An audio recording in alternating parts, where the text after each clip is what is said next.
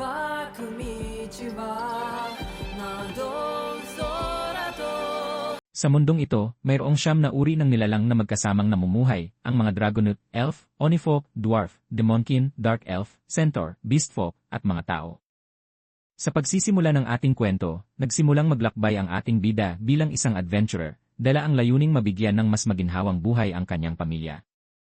Ngunit pagdating niya sa isang village, agad niyang napansin ang hindi pantay na pagtrato ng ibang mga nilalang sa mga tao. Doon ay dumiretso siya upang magparehistro bilang adventurer at ipinakilala ang sarili bilang si Light. Dahil ito ang kanyang unang beses, ipinakita ni Light sa receptionist ang kanyang gift na tinatawag na Unlimited Gacha. Sa kanyang palad ay lumitaw ang mga kristal, at nang pindutin niya ang gitna, umikot ang kanyang gacha skill at naglabas ng isang baraha. Kapag binigkas ang salitang release, maaari niyang isamon kung anuman ang nilalaman ng barahang iyon. Subalit kahit ilang ulit siyang mag-roll, puro walang kwentang bagay lamang ang kanyang nakukuha. Dahil dito, siya ay napabilang lamang sa pinakamababang ranggo, ang rank F. Tinanong ni Light kung anong uri ng trabaho ang maaari niyang kunin. Itinuro naman ng receptionist ang bulletin board kung saan nakapaskil ang mga trabahong angkop para sa kanyang ranggo. Subalit nang subukan niyang basahin ito, napansin niyang hindi niya maintindihan ang mga nakasulat. Sa village na yon, kakaunti lamang ang may kakayahang magbasa at magsulat. Dahil dito, binanggit na lamang ng receptionist ang mga trabahong maaari niyang pagpilian, gaya ng pangongolekta ng kahoy, paghakot ng lupa, at iba pang simpleng gawain.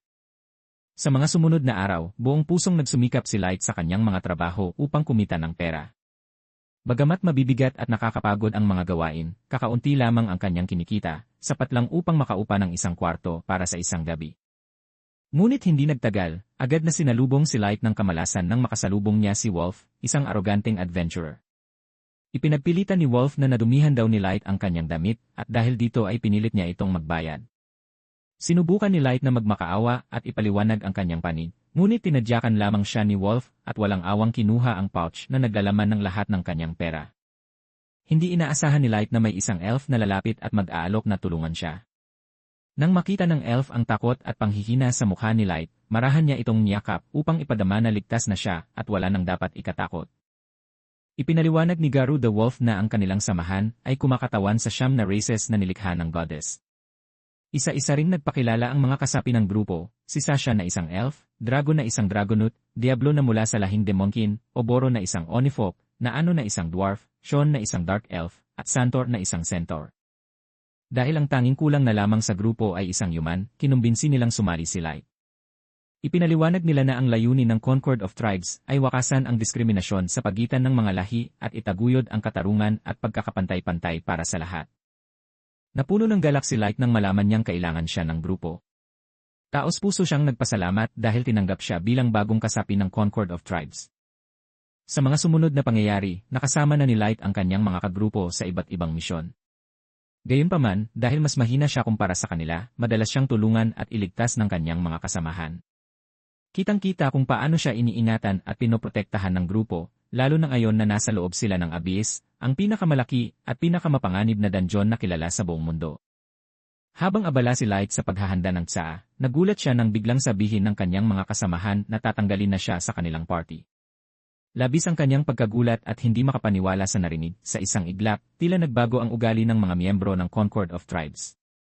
Ang dating mga ngiting puno ng pagkakaibigan ay napalitan ng mga matang puno ng pagdududa at pag-ayaw, na parabang diring-diri na sila sa kanya. Unay inisip ni Light na isa lamang itong biro, ngunit agad nilang nilinaw ang katotohanan. Ipinahayag nila na ang tanging dahilan kung bakit siya tinrato ng maayos noon ay dahil sa utos ng isang nakatataas, isang taong may interes sa kanyang gift. Ngunit ngayon na napag-alaman ng mga superior na hindi pala siya isang tunay na maestro, tuluyan na nila siyang binasura at binaliwala na parabang wala na siyang halaga. Nabalot ng matinding takot si Light nang ipag-utos ni Draco na siya ay patayin, alinsunod sa utos ng mga nakatataas na huwag na siyang hayaang mabuhay. Ilang sandali pa, walang awang sinugatan ni Garu ang kanyang mukha gamit ang matatalas nitong bakal na claws, dahilan upang bumulwak ang dugo sa kanyang pisngi. Sa gitna ng matinding sakit at takot, pinilit ni Light na tumakbo palayo, ngunit agad siyang tinamaan ng pana ni Sasha, na tumama sa kanyang hita. Habang siya ay nakahandusay, naririnig niya ang halakhakan ng mga miyembro ng Concord of Tribes, tila tuwang-tuwa sa kanyang paghihirap. Patuloy siyang sinisipa at tinutulak habang halos mawalan na siya ng ulirat. Sa desperasyon, pilit siyang gumapang palayo hanggang sa hindi inaasahan, lumitaw ang isang teleportation magic trap. Sa isang iglap, nilamon siya ng liwanag at nawala mula sa kanilang paningin, dinala sa ibang palapag ng abyss, malayo sa kamay ng mga nagtaksil sa kanya. Doon, habang nagbabalik tanaw, naalala ni Light ang dating ipinakitang kabaitan ng kanyang mga kaparty. Ngunit sa pagninilay, napagtanto niyang pawang kasinungalingan lamang pala ang lahat, matagal na nilang balak siyang patayin. Sa galit at dalamhati, tahimik na ipinangako ni Light sa sarili na hindi siya mamamatay sa lugar na yon at ipaghihiganti ang kanyang sarili sa tamang panahon. Ngunit ilang sandali pa, isang nakakatakot na nilalang ang biglang lumitaw sa kanyang harapan, isang level 1000 na halimaw na sa mga kwento at alamat lamang ay naririnig, ngunit ngayon ay nakatayo na sa harap niya, handang hamunin ang kanyang tapang at kakayahan. Dahan-dahan nilalapitan si Light ng dambuhalang halimaw, at sa sobrang takot, halos hindi na niya alam kung ano ang kanyang gagawin. Ang tanging sandata niya lamang ay ang kanyang gift, ang unlimited gacha.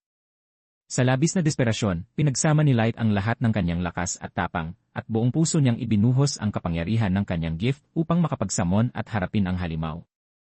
Biglang kumislap ang mga gem ng gacha ni Light, na ngayon lamang niya tunay na napansin. Ilang saglit pa, isang babaeng tinig ang lumabas mula sa summon entity, mariing sinabi na hindi ito magpapakita ng awa sa sinumang magtatangkang saktan ang kanyang master. Tinawag pa nitong maliit na tuta ang dambuhalang halimaw, at sa isang iglap, naglaho ito, sumabog sa maliliit na piraso na mistulang alikabok lamang. Lumabas sa liwanag ang babaeng nagsuot ng damit na kahawig ng isang maid, na may aura ng kapangyarihan at determinasyon, malinaw na siya ang nagpatupad ng makapangyarihang pag-atake para ipagtanggol si Light. Lumapit ang babae kay Light at marahang hinawakan ang kanyang pisngi. Agad na nawala ang lahat ng sugat at pinsalang tinamo niya at ramdam niya ang init ng pangangalaga.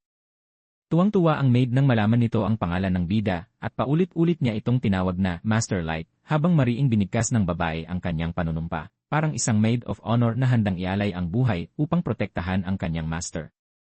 Matapos nito, ipinakilala niya ang kanyang sarili bilang May, isang level 9999 ever-seeking maid, at kinumpirma na siya nga ang super ultra rare card na nagmula sa unlimited gacha ni Light. Ang kapangyarihang noon lamang niya natutunan at ngayon ay ganap nang nakilala.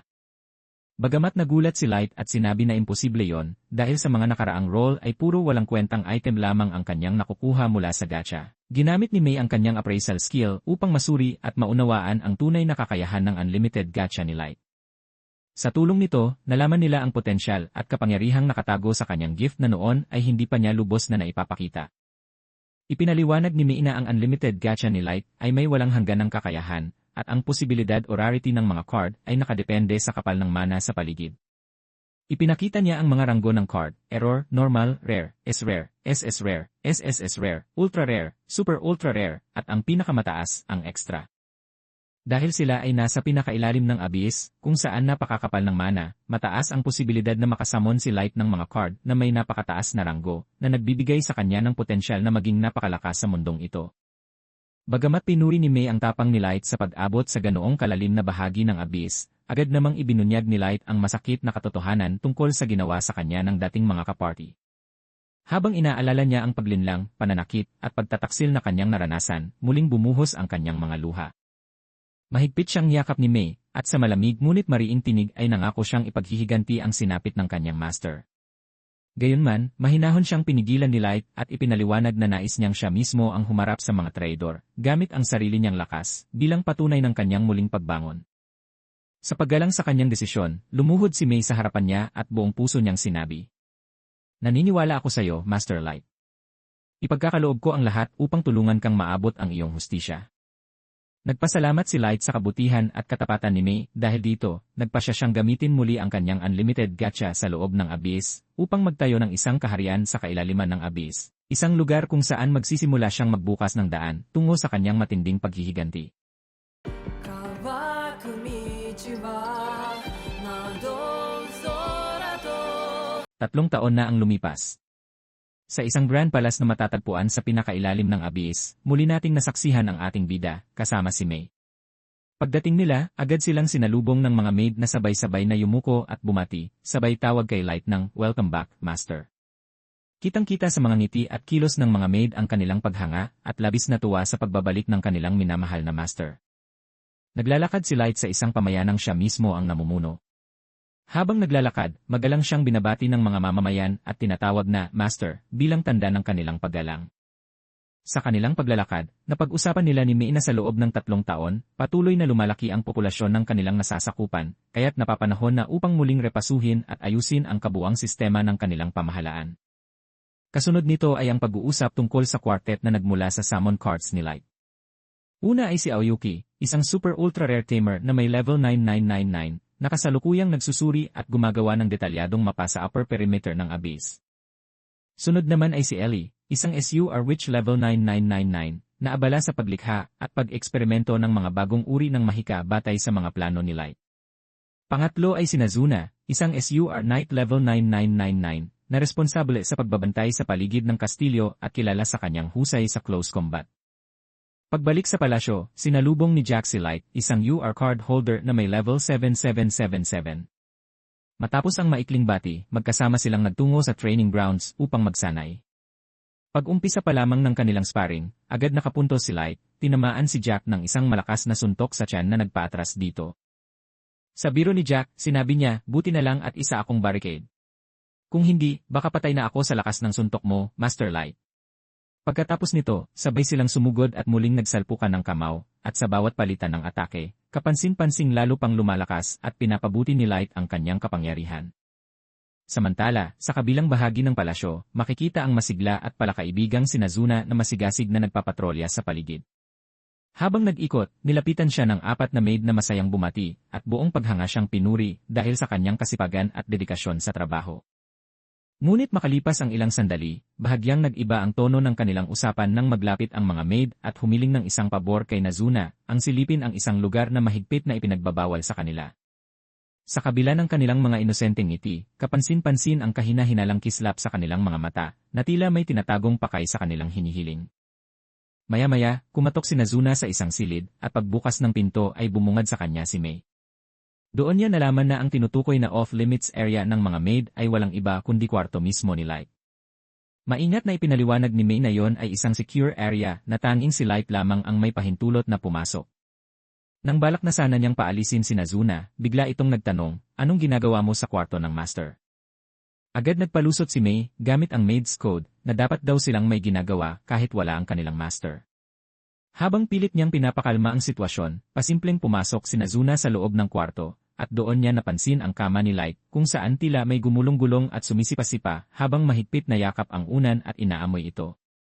Sa eksenang iyon, kapwa na tahimik ang dalawa at halatang-halata sa mukha ni Mei ang pagka-guilty sa kanyang nahuling ginagawa. At dahil likas na madaling mauto si Nazuna, labis itong ikinatuwa ni Mei. Ilang sandali pa, iniabot ni Nazuna ang isang papel na naglalaman ng mga reklamo at demand ng 4 na maid hinggil sa hindi pagpapahintulot ni Mei na makapasok sila at maglinis sa kwarto ng kanilang master. Nakasaad pa sa dokumento ang kanilang boto ng yes para alisin sa posisyon si Mei na tinawag pa nilang tyrannical head maid. Kasabay nito, tila may kasunduan silang sigaw na talunin, talunin, talunin habang ipinapahayag ang kanilang himutok laban kay Mei. Dahil sa sobrang inis, mariing sinambit ni Mei na siya na mismo ang bahala sa mga fairy maids. Bilang kapalit ng tahimik na pag-alis ni Nazuna, inabutan niya ito ng 3 barya, na agad namang tinanggap ng walang pag-aalinlangan, tanda ng tagumpay ni Mei sa maayos, at medyo tusong, pagresolba ng sitwasyon. Si Nazuna naman ay agad nagtungo sa bayan upang bumili ng kanyang paboritong dorayaki at isang bote ng gatas. Pagbalik niya sa palasyo, napansin niya si Aoyuki na nakaupo sa balcony, kaya masigla niya itong binati at sinubukang kausapin. Gayunman, sa tuwing may sasabihin o inaalok na tulong si Nazuna, puro mayaw lamang ang isinasagot ni Aoyuki, na parabang isa siyang pusa. Sa sobrang kulit at pagpupumilit ni Nazuna na makipag-usap, sa bandang huli ay napilitan din si Aoyuki na magsalita ng normal, at kalmado niyang sinabi, tapos na lahat ng dapat kong gawin. Napakamot na lang ng ulo si Nazuna, sabay ngiting bahagyang naiilang, habang iniisip kung seryoso ba talaga si Aoyuki o sadyang gusto lang siyang asarin. Sunod na pinuntahan ni Nazuna ang throne room ni Light, at sa kanyang masiglang pagdating ay buong siglang sumigaw ng dorayaki. Sa sobrang likot at enerhiya niya, hindi sinasadyang naputol ang pakpak ng angel design na nakaukit sa trono ni Light. Agad siyang nataranta at halos hindi malaman ang gagawin. Sa pagmamadali, pilit niyang ikinabit muli ang naputol na bahagi, umaasang hindi ito mapapansin. At nang sa tingin niya ay maayos na ulit, mabilis siyang tumakbo palayo, iniwan ang trono na bahagyang nakatagilid, tanda ng kanyang inosenteng, ngunit nakakatawang pagkakamali. Samantala, matapos ang kanilang matinding pagsasanay, nagtungo sina Light at Jack sa bath area upang magpahinga. Habang nakalublob sa mainit na tubig, pinuri ni Jack si Light sa husay nitong gamitin ang sarili niyang lakas bilang sandata. Ayon kay Jack, bihira ang tulad ni Light na may kakayahang makipaglaban sa pinakailalim ng abyss, ngunit hindi ibig sabihin nito na siya lamang ang may ganoong kapangyarihan. Sang-ayon naman si Light at seryosong tumugon, sa ibabaw ng mundo, marami pa akong hindi alam. Kaya kailangan kong mag-ingat, lalo na't hindi ko pa nakakalimutang maghiganti. Sa taon, abala si Nazuna sa pagsubsob ng mukha sa isang salamin habang tinitingnan ang isang pares ng gloves na armas na matagal na niyang gustong bilhin. Habang abala siya sa paghanga, biglang lumapit si Ellie, na agad niyang tinanong, bakit ka nandito? Kalma namang sumagot si Ellie, tapos na lahat ng gawain ko, kaya free na oras ko ngayon. Ngunit bago pa man makasagot si Nazuna, sinabayan ito ni Ellie ng nakangising biro, emot ka talaga, Nazuna. Dahil doon, agad uminit ang ulo ni Nazuna, at nagsimula ang asaran at pagtatalo ng dalawa sa gitna ng kalye, tila nakasanayan na nilang paraan ng pakikipagkaibigan, puno ng ingay, inis, at halakhakan na umaalingaw-ngaw sa paligid. Samantala, sa palasyo, nagtipon sa kanilang silid ang 4 na fairy maids matapos silang maparusahan ng mabigat ni May dahil sa kanilang ginawa at ipinasa na petisyon. Habang nagkukwentuhan, pinag-usapan nila ang mga kalokohang bagay na gusto sana nilang gawin kung sakaling pinayagan silang makapasok sa kwarto ng kanilang master. Habang patuloy ang kanilang biruan, napunta ang usapan sa selos nila kay May. Dahil dito, kung ano-anong mapanuyang komento ang kanilang nasambit laban sa headmaid, kabilang na ang paulit-ulit na pagsigaw ng die. Habang nagrereklamo sa galit. Ngunit sa hindi inaasahan, naroon na pala sa labas ng silid si May na nagtungo roon dala ng guilt sa isip, iniisip kung naging sobra ba ang kanyang parusa sa 4. Subalit nang marinig niya ang mga sinasabi ng mga ito, biglang nagbago ang kanyang ekspresyon, at sa malamig na tinig ay sinabi, mukhang kailangan ko pang dagdagan ang parusa niyo. Dahil doon, nanginig sa takot ang 4 na maid, at sabay-sabay silang napaluhod, na pagtantong mas lalo nilang napasama ang kanilang sitwasyon. Kinaumagahan, nagtipon sina Light, Ellie, Nazuna, at Aoyuki sa loob ng dungeon upang simulan ang kanilang bagong misyon. Habang abala silang nag-uusap tungkol sa susunod na hakbang, biglang sumulpot sa harapan nila ang isang hellhound na may naglalagablab na mga mata. Sa sandaling iyon, biglang nanigas si Light, at kapansin-pansing na puno ng pangamba ang kanyang mukha, bumalik sa kanya ang mga alaala ng nakaraan at ang traumang dulot ng halimaw na iyon. Samantala, nag-iba ang aura ng 3, nagliyab ang mga mata ni Ellie, Nazuna, at Aoyuki sa tindi ng galit. Sabay-sabay nilang ipinahayag ang kanilang pagkayamot, at sa parehong sandali, unti-unting bumalot sa paligid ang nakakakilabot na enerhiya mula sa kanilang level 9999 na kapangyarihan. Sa sobrang takot, napatupi ang hellhound na parabang isang maamong tuta, nakayuko at nanginginig sa harap ni Light. Agad itong napansin ni Light, kaya mabilis niyang inawat sina Nazuna, na handa nang umatake. Lumapit siya sa hellhound at mahinahong hinaplos ito, na parabang isang alagang aso lamang. Ginawa ito ni Light dahil alam niyang kung pababayaan niya ang 3, ubusin talaga nila ang lahat ng hellhound sa paligid. Kasunod nito, ipinaliwanag ni Light ang dahilan ng kanyang pagpapatawag sa 3. Ayon kay May, dumating na ang tamang oras upang isakatuparan ang kanilang plano, dahil kumagat na sa patibong ang kanilang target. Labis na natuwa ang 3, lalo na nang sabihin ni Light, umaasa ako sa inyo. Sa mga salitang iyon, ramdam nila ang bigat ng tiwala na ibinibigay sa kanila, at sabay-sabay nilang ipinangako ang kanilang buong suporta. Pagkatapos noon, nagsimula na silang maghanda sa paglalakbay, handang isakatuparan ang unang hakbang ng paghihiganti na matagal nang pinaghandaan ni Light sa loob ng 3 taon. Ang kanilang unang destinasyon, the City of Wolves, ang lungsod kung saan naninirahan ang matapang na wolf na si Garuo, ang susunod na hakbang sa kanilang mapanganib ngunit maingat na plano.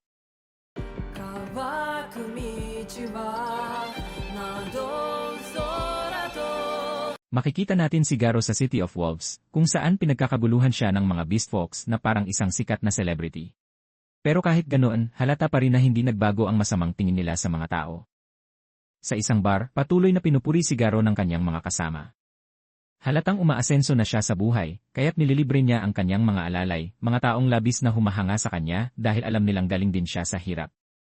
Ipinagmamalaki naman ni Garo ang kanyang instinctual perception, isang kakayahang gumagamit ng pang-amoy upang makilala ang tunay na pagkatao ng sinumang kanyang paglilingkuran. Naitanong ng mga kasama ni Garo ang tungkol sa naging trabaho niya 3 taon na ang nakalipas, ang Concord of Tribes. Ngunit agad niyang sinabi na hindi niya ito maaaring ibahagi, dahil mahigpit na ipinag-utos ng Federation ang pagiging sikreto ng misyon na iyon. Sa isip ni Garo, iyon ang pinakamadaling trabahong nagawa niya, dahil ang tanging kailangan lang niyang gawin ay patayin si Light na pinaghihinalaan ng Federation bilang isang maestro. Dahil sa tagumpay na yon, naging tanyag at labis na yumaman si Garo. Gayunman, nananatili pa rin sa isip ni Garo ang matinding pagnanais na malaman kung ano nga ba talaga ang maestro, ang misteryosong bagay na pinagnanasaan ng bawat bansa. Ngunit ayon sa kanyang instinct, alam niyang puro kapahamakan lamang ang naghihintay sa kanya kung ipagpapatuloy pa niya ang paghahanap ng kasagutang iyon. Maya-maya, lumapit sa kanila si May at nagtanong kung si Garo nga ba ang dating miyembro ng Concord of Tribes. Agad naman niyang sinagot na siya nga ang hinahanap, saka tinanong kung ano ang kailangan nito. Doon nagsimula ang pagpapanggap ni May na nagpakilala bilang maid ni Master Light, isang bagay na labis na ikinagulat ni Garo, lalo na nang marinig niyang tinawag nitong Master si Light. Ipinaliwanag ni May na matagal na niyang hinahanap ang kanyang master, at sinabi niyang si Light ay isang mahalagang personalidad mula sa angkan ng mga nobles. Bagamat naghihinala si Garo, naisip niyang kung totoo ang sinasabi ni may pagkakataon siyang kumita ng malaking halaga mula rito. Bagamat may bahagyang pagdududa, naisip ni Garo na dahil isang yuman na babae lamang si May, wala siyang dapat ikatakot. Ngunit sa likod ng kanyang isipan, unti-unti na siyang nakabuo ng masamang balak laban dito. Kaya pumayag siyang tulungan si May at idinahilan na hindi pera ang dahilan ng kanyang pagsang-ayon, kundi ang pagiging malapit nila ni Light, na itinuring na rin niyang parang sariling kapatid. Sa gitna ng usapan, nagyabang pa siya na siya ang magiging susunod na leader ng Wolf Tribe. Sa susunod na eksena, nagtungo na sila patungong Abyss, habang si Garo naman ay palihim na pinag-isipan ang masasama niyang balak laban kay May. Habang binabagtas nila ang daan, unti-unti niyang binabalikan sa isip ang lugar kung saan niya minsang tinangkang patayin si Light, at doon niya planong isakatuparan ang kanyang masamang layunin. Tuluyan na nilang narating ang lugar.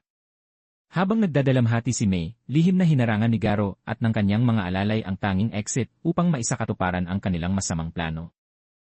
Ngunit laking gulat ni Garo nang habang nakayuko si May, bigla itong nagsalita at binanggit ang labis niyang awa sa mga karumal-dumal na ginawa ng Concord of Tribes laban sa kanyang master noon.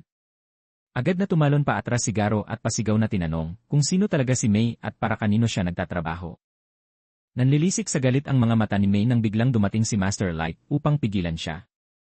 Sa malamig na tinig, sinabi ni Light na si Garo ay kanyang laruan. Labis na nagulat si Garo nang makita ang batang lalaki na may suot na hood dahil inakala niyang matagal nang patay si Light. Nang tuluyan nitong ipakita ang kanyang mukha, napasigaw si Garo sa labis na pagkabigla. Binati ni Light si Garo nang may malamig na ngiti at sinabing, oras na upang maningil, kasama pa ang 3 taong interest. Napatanong naman ang mga tauhan ni Garo kung kilala ba talaga ng kanilang boss ang batang lalaki. Tumawa si Garo at muling nilait si Light dahil sa pagkakaalam niya, level 15 lamang ito, samantalang siya ay level 150. Dahil sa paniniwala nilang mahihina at walang kwenta ang human race, sabay-sabay nilang sinugod si Light. Ngunit sa isang iglap, kumilos si May, at sa napakabilis na galaw nito, nagliparan ang mga ulo ng ilang wolf na kasama ni Garo. Pinalibutan nila si Light upang sabay-sabay siyang atakihin, ngunit ni hindi man lang siya umalis sa kanyang kinatatayuan. Gamit lamang ang kanyang tungkod, isang malakas na puwersa ang pinakawalan ni Light, dahilan upang lumipad at tumilapon ang kanyang mga kalaban. Napatingin si Garo kay Light, halatang labis na nasaktan at hindi makapaniwala sa kanyang nakita. Sa malamig at mapanuyang tinig, sinabi ni Light, anong problema? Tapos ka na ba? Bumangon si Garo at agad na inilabas ang isang pearl, upang isamon ang kanyang ace weapon, ang level 500 Magibist Fenrir. Puno ng kumpiyansa at yabang si Garo habang nakangising nakaharap kay Light. Ngunit kalmado lamang si Light at malamig na sinabi, level 500 lang. Mahina. Lalong nag-init ang ulo ni Garo at pasigaw na sinabihan si Light na lumuhod at magmakaawa kung ayaw nitong mamatay. Ngunit hindi na tinag si Light, sa halip ay ngumiti pa ito at sinabing, sige, simulan mo. Pangako, hindi ako gagalaw kahit isang hakbang. Pinakawalan ng Fenrir ang matinding blazing Magibest howl patungo kay Light. Ngunit sa kabila ng napakalakas na enerhiya, ni hindi man lang gumalaw si Light, at higit pa roon, wala siyang natamong kahit kaunting pinsala. Gulat na gulat si Garo at ang kanyang mga tauhan, hindi makapaniwala sa kanilang nakita, habang nagtataka kung paano nakaligtas si Light sa ganoong klaseng atake na kayang pumuksa ng isang buong hukbo. Sumunod, umiti si Light at sinabi na siya naman ang susunod na atake. Binanggit niya na hindi dapat Fenrir ang tawag sa kaawa-awang aso ni Garo, dahil mali ang impresyong na ibibigay nito. Agad niyang inilabas ang isang baraha at sabay na binikas, release level 9000 ultra rare card, Primal God Wolf Fenrir. Sa isang iglap, lumitaw ang isang maputing, kumikislap at higanting Fenrir na nagmistulang Diyos ng kaguluhan sa harap nila. Inutusan ni Light ang kanyang Fenrir na paslangin ang Fenrir ni Garo. Umihip lamang ng bahagya ang God-Wolf Fenrir, at sa isang iglap, nagyelo at sumabog ang Fenrir ni Garo. Napuno ng takot si Garo sa labis na lakas ng summon ni Light, ngunit kalmado itong sinabi na kahit siya, madaling mapapatay ang isang level 500 na magibiyast. Dito tuluyan nang naipakita ni Light ang kanyang tunay na status, level 9999. Dahil sa nangyari, lubos nang napuno ng takot si Garo, ngunit lalo siyang nagulat nang makita na hindi man lang tumanda si Light.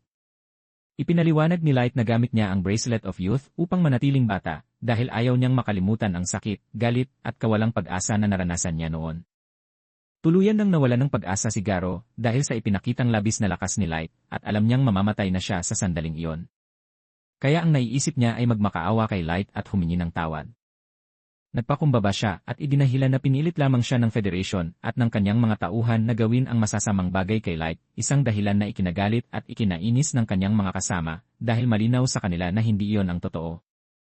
Sinubukang alamin ni Light ang tungkol sa maestro, bakit nais itong hanapin ng gobyerno, at kung bakit siya noon ay pinapapatay, ngunit tila wala talagang alam si Garo tungkol dito. Samantala, nagtangkang linlangin siya ng ibang kasama ni Garo sa pamamagitan ng pagsasabing alam nila ang tungkol dito. Ngunit mabilis na kumilos si May gamit ang kanyang wire, at sa isang iglap, nagkalat ang mga piraso ng katawan ng kanilang mga tauhan. Tinanong muli ni Light si Garo kung sa tingin niya, base sa nakita niyang labis na lakas, ay mananalo siya kung maglunsad ng gera sa mundong ibabaw. Pinaalala rin ni Light na huwag nang subukan ni Garo na magsinungaling dahil si May ay may kakayahan ng Eye of Truth. Dahil dito, natakot si Garo at ibinigay ang kanyang opinyon na, bagamat napakalakas ni Light, magiging pabor pa rin ang gera sa mga taga-surface. Ayon sa kanya, kahit sobrang taas ng level ni Light, nag-iisa pa rin siya kumpara sa tagal ng panahon na nakapag-ipon ng mga armas, armor, at espesyal na kagamitan ang mga taga-mundong ibabaw. Kapag nagkaisa ang mga ito upang sugurin si Light, maaaring maging mahirap para sa kanya ang labanan. Sumang-ayon si Light dahil ito ang inaasahan niyang magiging sagot. Sumunod, nag-teleport sila sa ibang lugar bago niya itanong ang isa pang bagay kay Garo.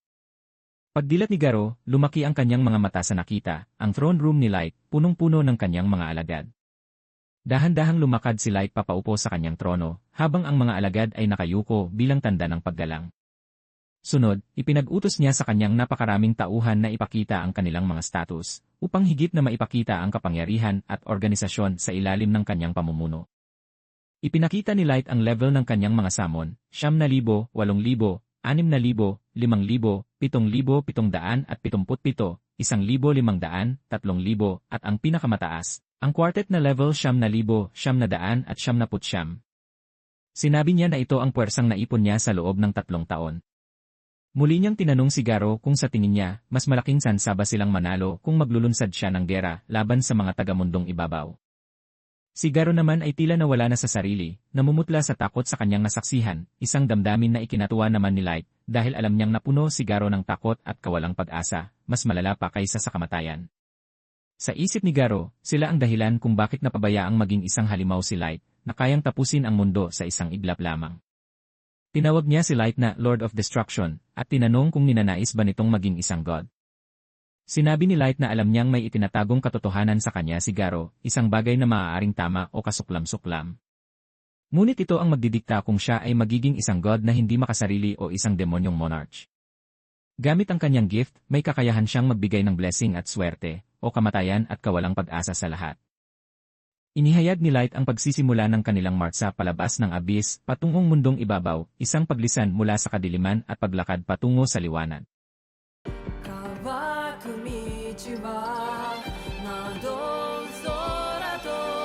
Mabilis na bumalik si Light sa kanilang tahanan upang hanapin ang kanyang mga magulang at mga kapatid. Gayunpaman, laking gulat niya nang madatnan niyang lubos nang nawasak ang kanilang buong bayan ng isang hindi pa natutukoy na puwersa. Makalipas ang 6 na buwan, matapos maihatid sa huling hantungan ang mga labi ng mga nasawi, nanatili pa ring may pag-asa si Light dahil hindi pa natatagpuan ang katawan ng kanyang mga kapatid. Nagpatuloy sa kanyang paglalakbay si Light kasama sina Nemumu at Gold, na palaging nagtatalo sa kabila ng pagiging pareho nilang ultra-rare card na may level 5,000. Maging ang simpleng pagpili kung saan at paano sila magpapahinga ay nagiging dahilan ng kanilang pagtatalo, pati na rin ang paraan ng pagsasalita ni Gold sa kanilang master. Dahil dito, kahit dala pa rin ni Light ang bigat ng pagdadalamhati, hindi niya maiwasang mapangiti sa kanilang dalawa. Binanggit ni Light na sa ngayon, ang pinakamainam nilang gawin ay mag-ipon muna ng intel. Kahit alam nilang may kalakasan sila, mahalagang maging handa bago sila tumalon sa isang malaking digmaan. Pumasok din sa isip niya ang posibilidad na may kaugnayan ang pagwasak sa kanilang bayan sa mga taong naghihinala sa kanya bilang isang maestro. Lalo itong nag-umapaw sa kanyang kuryosidad dahil tila tanging isang tunay na maestro lamang ang kayang magpasimula ng ganitong karumal-dumal na pagdanak ng dugo. Muling umapaw ang galit ni Light, lalo na kung ang tunay na dahilan ng pagpaslang sa kanyang pamilya ay bunga lamang ng isang baluktot na kasamaan. Sa kanyang isipan, tiniyak niya na gagawin niyang impyerno ang mundo para sa may kagagawan nito. Kaagad namang pinaalalahanan siya ni Gold na napakalakas ng enerhiya niyang naglalabas at nasa gitna pa sila ng bayan. Dahil dito, mabilis na ginamit ni Light ang card na Fool's Mask upang kontrolin ang kanyang aura. Ilang sandali pa, tumayo siya sa harapan ng puntod ng kanyang mga magulang, nangako ng paghihiganti, at magalang na nagpaalam bago sila muling tumuloy sa kanilang misyon. Naglakbay sila patungong dagas, at habang nasa biyahe, ay mabilis na pinaalalahanan ni Gold si Nemumu tungkol sa maling pagtawag niya kay Light. Sa mundong ibabaw, hindi dapat mabanggit ang pangalang Light. Mula ngayon, Dark ang gagamitin nilang tawag sa kanya. Mahalaga ito upang hindi sila agad matunto ng Concord of Tribes na posibleng may kinalaman sa trahedyang nangyari. Parte ng kanilang plano na magparehistro muna siya sa guild bilang isang adventurer at unti-unting itaas ang kanyang rank para magkaroon sila ng access sa mas sensitibong impormasyon at mas malalaking misyon. Sa loob ng kagubatan, nadaanan nila ang isang mag-ama na napapalibutan ng mga magnanakaw. Agad na kumilos sina Nemumu at Gold upang hulihin at supilin ang mga ito bago pa man masaktan ang mag-ama. Bilang pasasalamat sa kanilang pagligtas, inimbita ng mag-ama sina Light o Dark sa katawagan sa mundong ibabaw na sumakay sa kanilang karwahe patungo sa syudad ng dagas. Habang nasa biyahe, ipinahiwatig ni Light na sila ay mga bagong adventurer at magpaparehistro sa dagas upang simulan ang kanilang pag-angat sa ranking at makakuha ng mas mahahalagang misyon sa hinaharap. Ang dagas ay isang malaking southern city sa loob ng Dwarf Kingdom, matatagpuan sa hangganan ng Human Kingdom at ng Elven Kingdom sa kanluran. Kilala ito sa malalalim at mataas na kalidad ng mga dansyon na naglalaman ng bihirang resources, dahilan kaya't dagsa ang mga adventurer mula sa iba't ibang panig ng mundo. Pagkarating nila sa tarangkahan ng dagas, magalang na nagpaalam si Light sa mag-amang sina Kernel at ang kanyang anak. Inalok niya ang mga ito ng lugar na maaaring pagdalhan kung sakaling gabihin sila, at sinabi niyang maaari silang magpahinga sa hotel na pinaghihintayan nila kapag natapos na niya ang kanyang pakay sa syudad. Unang beses ni Nemumu sa isang syudad sa mundong ibabaw kaya namangha siya sa laki at sigla ng dagas. Si Gold naman ay agad na na-attract sa mga weapon at armor shop sa paligid. Pagsapit nila sa Adventurer Guild, kapansin-pansin agad ang malamig na tingin ng iba, dahil gaya ng nakasanayan, mababa pa rin ang tingin sa mga humans dito. Nanatiling kalmado si Light, alam niyang mas mahalaga ang misyon nila kaysa sa anumang panghuhusga. Sa oras ng registration, agad nagreklamo si Nemumu nang ibigay kay Light ang rank F. Ipinaliwanag naman ng receptionist na lahat ng bagong adventurer ay doon talaga nagsisimula. Hindi pa rin tumigil si Nemumu at sinabing, bilang kanilang lord, dapat higit pa sa rank S si Light, siguro SX o Super Extra. Sagot ni Gold, tunog manyakis naman daw iyon, kaya napairap si Light. Kaagad humingi ng paumanhin si Light sa receptionist at sinabing tatanggapin niya ang rank F nang walang reklamo. Dahil dito, labis na nahiya si Nemumu na kinailangan pang manghingi ng tawad ang kanyang master dahil sa kanya. Kaya naman mas lalo siyang inasar ni Gold habang tinatapos ang proseso. Matapos ang registration, nagtungo sila sa hotel ni Kernel upang doon magpalipas ng gabi. Hiniling ni Light na upahan niya ang buong palapag ng hotel sa loob ng isang buwan at tanging staff lamang ang pahihintulutang makapasok. Agad niyang iniabot kay Kernel ang isang bag na puno ng gold coins na agad nitong ikinagulat. Nais sana ni Kernel na tanggihan ang bayad bilang pasasalamat sa kanilang pagliligtas, ngunit mariing ipinilit ni Light na tanggapin ito bilang patas na transaksyon. Pagdating ni Light sa kanyang silid, agad niyang ginamitan ang buong palapag ng mga card na silent, magic jamming, at detection upang matiyak ang kanilang seguridad. Dahil sa pag-aalala, sinabi ni Nemumu na kahit gaano kalakas si Light, hindi pa rin nawawala ang posibilidad na mapahamak siya. Mas mainam sana kung nanatili na lang siya sa abyss at hinayaan ang kanyang mga samon na isakatuparan ang plano. Lalong nag-alab ang galit ni Light sa sinabi ni Nemumu. Mahigpit niyang pinanindigan na siya mismo ang haharap sa mga may sala at tutupad sa kanyang paghihiganti. Sa tindi ng aura niyang biglang kumawala, nanginig si Nemumu sa takot. Mabuti na lamang at maagap na namagitan si Gold, kaya unti-unting kumalma si Light at napagtanto ang kanyang naging pag-ugali. Sa huli, taos-puso siyang humingi ng paumanhin kay Nemumu, inaaming nadadala siya ng kanyang emosyon dahil sa bigat ng kanilang misyon. Kinaumagahan, nagtungo si Light kasama sina Nemumu at Gold sa entrance ng dungeon. Sinalubong sila ng masiglang paligid, puno ng tindahan ng potion, kagamitan, at mga adventurer na abala sa paghahanda. Hindi nagtagal ay napukaw nila ang atensyon ng mga tao roon. Una, dahil sa kumikinang na gintong armor ni Gold, sunod sa kapansin-pansing kagandahan ni Nemumu, at panghuli kay Light na nakasuot ng isang misteryosong maskara na agad nagdulot ng interes at pagdududa sa mga naroroon. Habang nakapila sila papasok ng dungeon, may tatlong nakahuod na basta sumingit sa unahan. Mabilis na napansin ni Light na isa sa kanila ay isang batikang mandirigma. Nakita nilang nais na magreklamo ng ilang batang human adventurers, ngunit natakot ang mga ito na baka mas mataas na uri ang grupong iyon, kaya nanahimik na lamang. Si Light ang sumita sa maling ginawa ng tatlong nakahud na nakisingit sa pila. Isa sa kanila ang agad nagtangkang itanong kung kilala ba ni Light ang kanilang binabangga, ngunit sagot ni Light, sa isang pilosopikal na paraan, ay hindi at muling ipinaalala ang kanilang pagkakamali. Tumawa si Gold at nagbigay rin ng puna si Nemumu sa kanilang asal.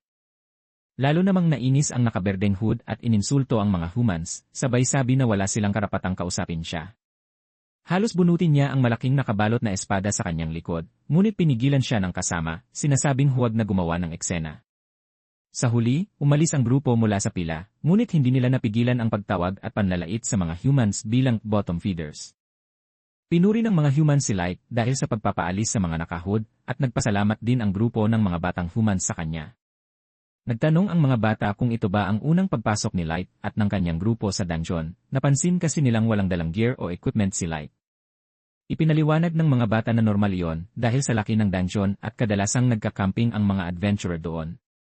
Nagpasalamat si Light sa mga bata at naisip nilang dapat may dala rin sila ng gear upang hindi mabisto, ngunit nakalimutan nila ito dahil naiwan sa item box.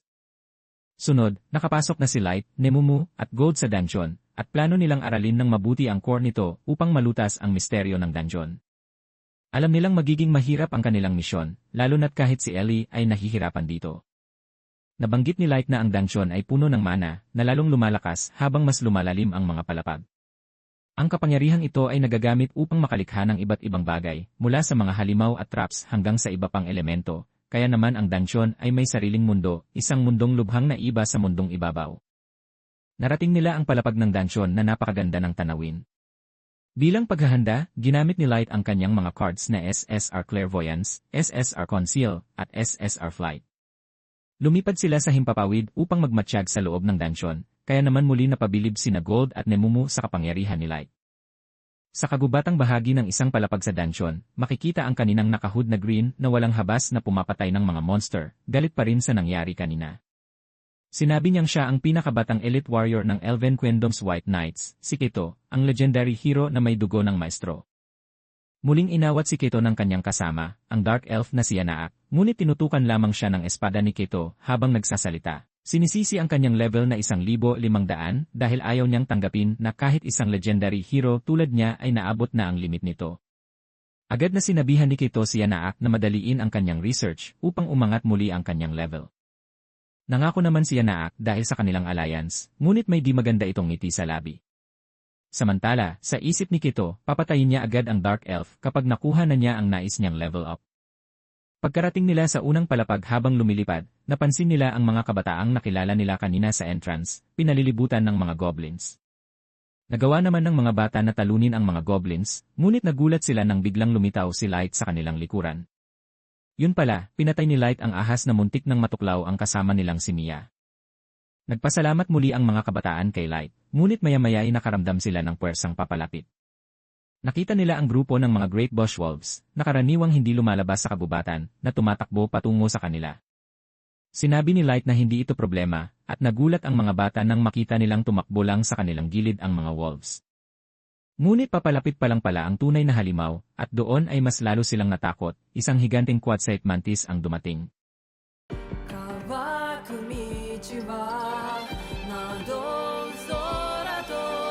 Paglitaw ng mantis sa harapan nila, agad na namutawi ang takot sa mga mukha ng mga bata.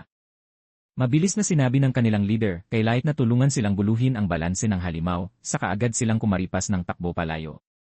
Ngunit kalmado lang natugon ni Light, kung aalis naman kayo, kami na ang tatapos sa halimaw. Halatang hindi makapaniwala ang batang leader, para sa kanya, tiyak na kamatayan ang kalabanin ang ganoong klase ng nilalang. Habang papalapit ang mantis, unang kumilos si Gold.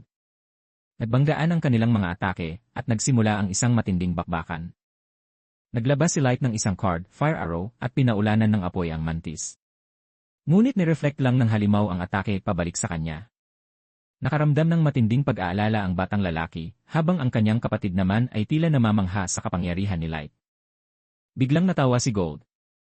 Lesson time, Anya. Lesson 1, ang well-timed counter, ang sikreto para gawing sandata ang shield. Lesson 2, umatake gamit ang espada kapag hindi handa ang kalaban. Napahanga ang mga bata sa ipinakita niyang teknik. Muling umatake si Light gamit ang Fire Arrow, ngunit sa pagkakataong ito, nakontrol na niya ang spell. Tumama ito sa mantis, dahilan para mapinsala at matanggal ang ilang bahagi ng katawan ng halimaw. Nagmamadali itong tumakbo para tumakas, ngunit agad naglabas si Light ng firewall, humaharang mismo sa daraanan ng mantis. Dahil dito, sinubukan ng mantis na lumipad, pero sa isang iglap lang, tumalon si Nemumu ng napakataas at pinira-piraso ang halimaw gamit ang mabilis na pag-atake. Napailing si Gold sabay sabi, sayang, paano pa natin maibebenta ang mga useful parts niyan? Natauhan si Nemumu at agad humingi ng tawad kay Light. Ilang sandali pa, napansin ng isa sa mga bata ang magic gem ng halimaw. Ipinaliwanag ni Light na magagamit nila ito upang mag-rank up. Nagtaka ang leader ng mga bata at tinanong kung kabilang ba si Light at ang grupo niya sa isang famous adventurer party dahil sa lakas nila ay baka by rank, A-rank, o baka nga S-rank pa sila. Ngumiti lang si Light at sinabing, F-rank lang kami. Napanganga ang mga bata, hindi makapaniwala sa narinig. Nagpasalamat sila kay Light at inimbitahan ang grupo na sumama sa kanilang camp bilang pasasalamat. Lalo pang natuwa ang nakababatang kapatid ng leader dahil sabik itong makausap si Light tungkol sa kanyang mga magic spells. Pagsapit ng gabi, sabay-sabay silang kumain. Nakwento ni Light na pareho siyang anak ng mga mage at pinuri naman niya ang batang babae sa taglay nitong magic power. Ipinaliwanag din ng bata na may 3 klase ng magic spells. Combat class spells tulad ng Fire Arrow at Ice Sword na single target attacks. Tactical class spells tulad ng Firewall na para sa mas malawak na sakop at strategical class spells na kayang magdulot ng mga malalaking epekto tulad ng lindol, tsunami, o meteorite strike. Paliwanag niya, nangangailangan ng maraming mages at sabayang incantation ang ganitong antas ng magic. Laking gulat niya nang malaman na kayang mag-cast ni Light ng walang incantation, bagay na hindi pa nagagawa ng ibang tao. Pinuri rin ng kuya ang kanyang kapatid, sinabing balang araw ay makakapasok ito sa Dochi Academy of Magicraft. Naitanong naman ni Light kung iyon ba ang bansang tinatawag na The Principality of Nine, na itinatag ng iba't ibang lahi. Tumango ang bata at ikinuwento na mula nang mamatay ang kanilang mga magulang, nagpasya silang bumuo ng adventure party upang matupad ang pangarap na makapasok si Mia sa akademya. Ngumiti si Light habang pinagmamasdan ang mga bata, tila naaalala ang sarili niyang nakababatang kapatid. Kaya niyo yan, Anya. Lalo na't kasama niyo si Mia, isang talentadong mage. Nagpasalamat ang magkapatid at nagtanong kung bakit naging adventurer si Light. Mahinahon niyang sagot, namatay ang mga magulang ko sa sunog. Dagdag pa ni Nemumu at iniwan sa kanya ang isang paso sa katawan. Kaya naghahanap kami ng potion na makakapagpagaling nito. Lumipas ang gabi na may halakhakan at asaran kina Gold at Nemumu habang puno ng saya at katahimikan ang kanilang paligid. Patuloy pa rin si Kito sa pagpaslang ng mga ogre habang sila'y naglalakbay. Samantala, abala naman si Anaak sa pangangalap ng mga sampol mula sa mga bangkay ng halimaw para sa kanyang research. Ngunit ang susunod niyang hakbang ay mas delikado, ang mangalap ng primary material gamit mismo ang katawan ng isang tao. Nanlisik ang mga mata ni Kito sa kamalamig na winika. Simulan na natin ang pag-hunt. Tuwang-tuwa ang isang babae habang hawak ang mga magic gems na dala ni Light, kumikislap-kislap pa ang mga ito sa liwanag. Agad nitong nakuha ang atensyon ng mga nilalang sa loob ng gusali, at doon nila nalaman na ang grupo ni na Light ang siyang tumapos sa Quadse the Mantis 2 linggo na ang nakalipas. Habang ipinapapalit ni Light ang mga gems, bakas pa rin sa mukha ng babae ang labis na tuwa at paghanga. Sa kanilang paglabas, maririnig ang bulungan ng mga tao sa paligid, pinag-uusapan na sila bilang ang grupo na tumalo sa higanteng mantis. 2 lalaki ang lumapit at nagtanong, kayo ba ang tinatawag na Black Motley? Yan daw kasi ang bansag ng mga tao sa lungsod sa inyo. Dagdag pa nila, narinig din daw nila na sila ang tumapos sa mantis at nakarating agad sa 5th floor ng dungeon. Hindi nagustuhan ni Nemumu ang tono ng kanilang pananalita. Bahagyang tumaas ang kanyang kilay at malamig niyang tanong. Ibig niyo bang sabihin, nagsisinungaling ang aming pinuno? Agad namang nagbawi ang isa sa mga lalaki at sinabing, hindi. Sa katunayan, pinagkakatiwalaan kayo ng mga tao dito. Dahil may isang tao na nagpapatunay na kaya ng mga tao na makipagsabayan sa iba't ibang lahi. Habang sila ay lumilipad sa himpapawid, natanaw muli ni Light ang mga bata at agad nila itong nilapitan. Sa kanilang muling pagkikita, mainit ang naging kamustahan at halata ang tuwa sa mga mukha ng lahat. Lumapit si Mia kay Light at iniabot ang isang maliit na regalo, isang ointment na makatutulong raw upang mapawi kahit bahagya ang sakit ng paso ni Light. Taimtim itong tinanggap ni Light, sabay ngiti at pasasalamat. Bilang kapalit ng kabutihang iyon, iniabot naman niya kay Mia ang isang bracelet, tanda ng kanyang pasasalamat at pagkakaibigan. Buong tuwa namang tinanggap ni Mia ang regalo at agad niya itong isinuot, hindi maitago ang kislap ng saya sa kanyang mga mata. Habang sila ay naglalakbay, napatanong si Nemumu kay Light. Bakit mo binigyan si Mia ng isang SSR wish bracelet? Hindi ba't masyadong mahal yon para lang kapalit ng isang ointment? Ngunit bago pa man makasagot si Light, umiti si Gold at sinabing. Sa tingin ko tama lang ang ginawa ni Light. Isa yon sa mga patunay ng pagiging gentleman niya at ng kabutihang loob niya sa mga nakikilala natin sa paglalakbay. Nang sila ay makarating sa isang manyebeng lugar, sinabi ni Light sa dalawa na. Kayo muna ang bahala sa paghunt ng mga halimaw. Babalik muna ako sa ating teritoryo. Pagdating niya roon, masayang sinalubong si Light ng apat. Halata ang kasabikan sa kanilang mga mukha. Agad siyang kinumusta ni May tungkol sa naging takbo ng kanilang adventure. Maayos naman ang lahat, tugon ni Light. Walang naging problema. Nakilala ko pa ang ilang mabubuting tao. At nakita ko rin ang ilang kabutihan ng mundong ito. Pagkatapos ay siya naman ang nagtanong, kumusta naman ang revenge operation? Sumagot si Ellie, malapit na naming matapos ang lahat, Master Light. Konting hakbang na lang at magiging maayos na. Natuwa si Light sa kaisa-isang nagbigay ng utos sa kanyang mga kasama. May, ikaw muna ang bahala sa abyss habang wala ako. Aoyuki, ipagpatuloy mo ang pag-scout sa Ancient Forest. At Nazuna, siguraduhin mong ligtas ang lahat habang wala ako rito. Umiti si Nazuna, sabay kumpiyansang sabi. Walang kahit sino ang mapapahamak hanggat ako ang nagbabantay. Napangiti si Light at may malamig na ngiti sa labi. Magaling, dahil hindi na ako makapaghintay na makita ang miserableng mukha ni Sasha sa muli naming pagkikita. Sa kalaliman ng gabi, tahimik na nag-uusap ang dalawang adventurer. Ang kanilang paksa, ang pangangailangang makahanap ng isang taong kayang ipakita sa ibang lahi ang kakayahan ng mga human upang hindi na sila muling maliitin. Maya-maya pa'y nagpaalam ang isa sa kanila. Sandali lang, iihilang ako, anya, bago tuluyang lumayo. Ngunit pagbalik niya, nanlaki ang kanyang mga mata sa nasaksihan, ang kausap niya kanina ay wala ng buhay. At ang may kagagawa nito, walang iba kundi si Keto. Laking gulat niya nang mapansin na pinatay rin ni Keto ang iba pa nilang kasamahan. Mabilis niyang naisip na hindi ordinaryong nilalang ang elf na ito, sobrang lakas, dahil kahit isa man sa kanila ay walang nakapansin sa paglapit o pag-atake nito. Dahil dito, agad niyang napagdesisyonan na tumakas at mag-ulat sa Adventurer Guild. Naglabas siya ng smoke bomb at agad tumakbo ng mabilis, ngunit bago pa siya tuluyang makalayo, may tumama sa kanyang ulo, isang mabilis na bagay ang sumalpok sa kanya, dahilan para siya ay matumba. Paglingon niya, nasa likuran na niya si Keto, malamig ang tingin at tangan ang sandata. Agad namang kumilos si Yanaak at pinabagsak ang lalaki bago pa man ito tapusin ni Keto. Huwag mo muna siyang patayin, malamig na wika ni Yanaak. Kailangan ko siya ng buhay para sa aking eksperimento. Tumigil si Keto sa katumango ng bahagya. Sige, Anya. Mag-iingat ako sa susunod pero kapag lumaban ang isa sa kanila, hindi ako magdadalawang isip na patumbahin agad. Ngumisi si Yanaak habang pinagmamasdan ang walang malay na lalaki. Hindi ko akalain kahit ang isang basurang tao ay maaari pa palang magkaroon ng halaga sa ilalim ng aking eksperimento.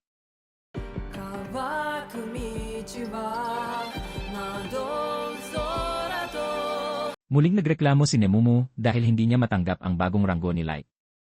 Ipinaliwanag ng receptionist na hanggang D-rank lang ang maibibigay dahil iyon ang nasa sistema, ngunit kung makamit nila ang malaking tagumpay, maaari itong tumaas agad.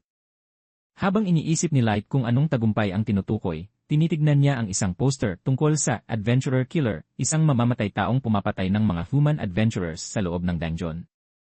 Kung mahuli nila ito, posibleng araw na mag-rank up siya. Habang nag-uusap sila, biglang may malakas na presensyang papalapit. Ilang sandali pa, lumitaw ang isang itim na puwang at mula rito ay lumabas si Mia na walang malay, kasabay ng pagkabasag ng bracelet na ibinigay ni Light. Agad ginamitan ni Light ng heal at hypnosis card si Mia upang malaman kung ano ang nangyari. Sa kanyang mga alaala, isang adventurer ang lumapit sa kanilang grupo at nagbabala na may adventurer killer sa loob ng dungeon na pumapatay ng mga tao. Pinayuhan sila nitong umalis para sa kaligtasan nila at ipasa ang babala sa iba. Agad na naglakbay sa guild ang grupo ni Mia, ngunit pagsapit ng gabi, pagod na sila at hindi pa man sila nakakaabot sa kalagitnaan ng daan. Bigla namang nagsalita si Keto na agad nilang nakilala kasama ang kanyang grupo. Ipinaliwanag nila ang tungkol sa adventurer killer na pumapatay sa loob ng dungeon, ngunit nagulat ang mga bata nang marinig si Yanaak na nagsabing, dapat pala mas pinagbutihan pa natin ang pagtatago sa mga bangkay. Dito nagsimulang magbago ang aura ng grupo ni Keto, kasabay ng paglabas ni Keto ng kanyang espada. Doon napagtanto ng mga bata na sila mismo ang adventurer killer. Sa takot, sinabihan ng nakatatandang kapatid si Mia na tumakbo. Lumaban ang kanilang leader, ngunit agad siyang tinamaan ni Keto sa tiyan. Sumugod ang dalawa pa nilang kasama, ngunit pareho rin silang pinaslang ng walang awa. Sa kabila ng sugat, bumangon si Wordy at sumigaw ng, tumakbo ka na, Mia. Muling sinugod ng magkaibigan si Keto, at sa huli, parehong napatay ang dalawang bata.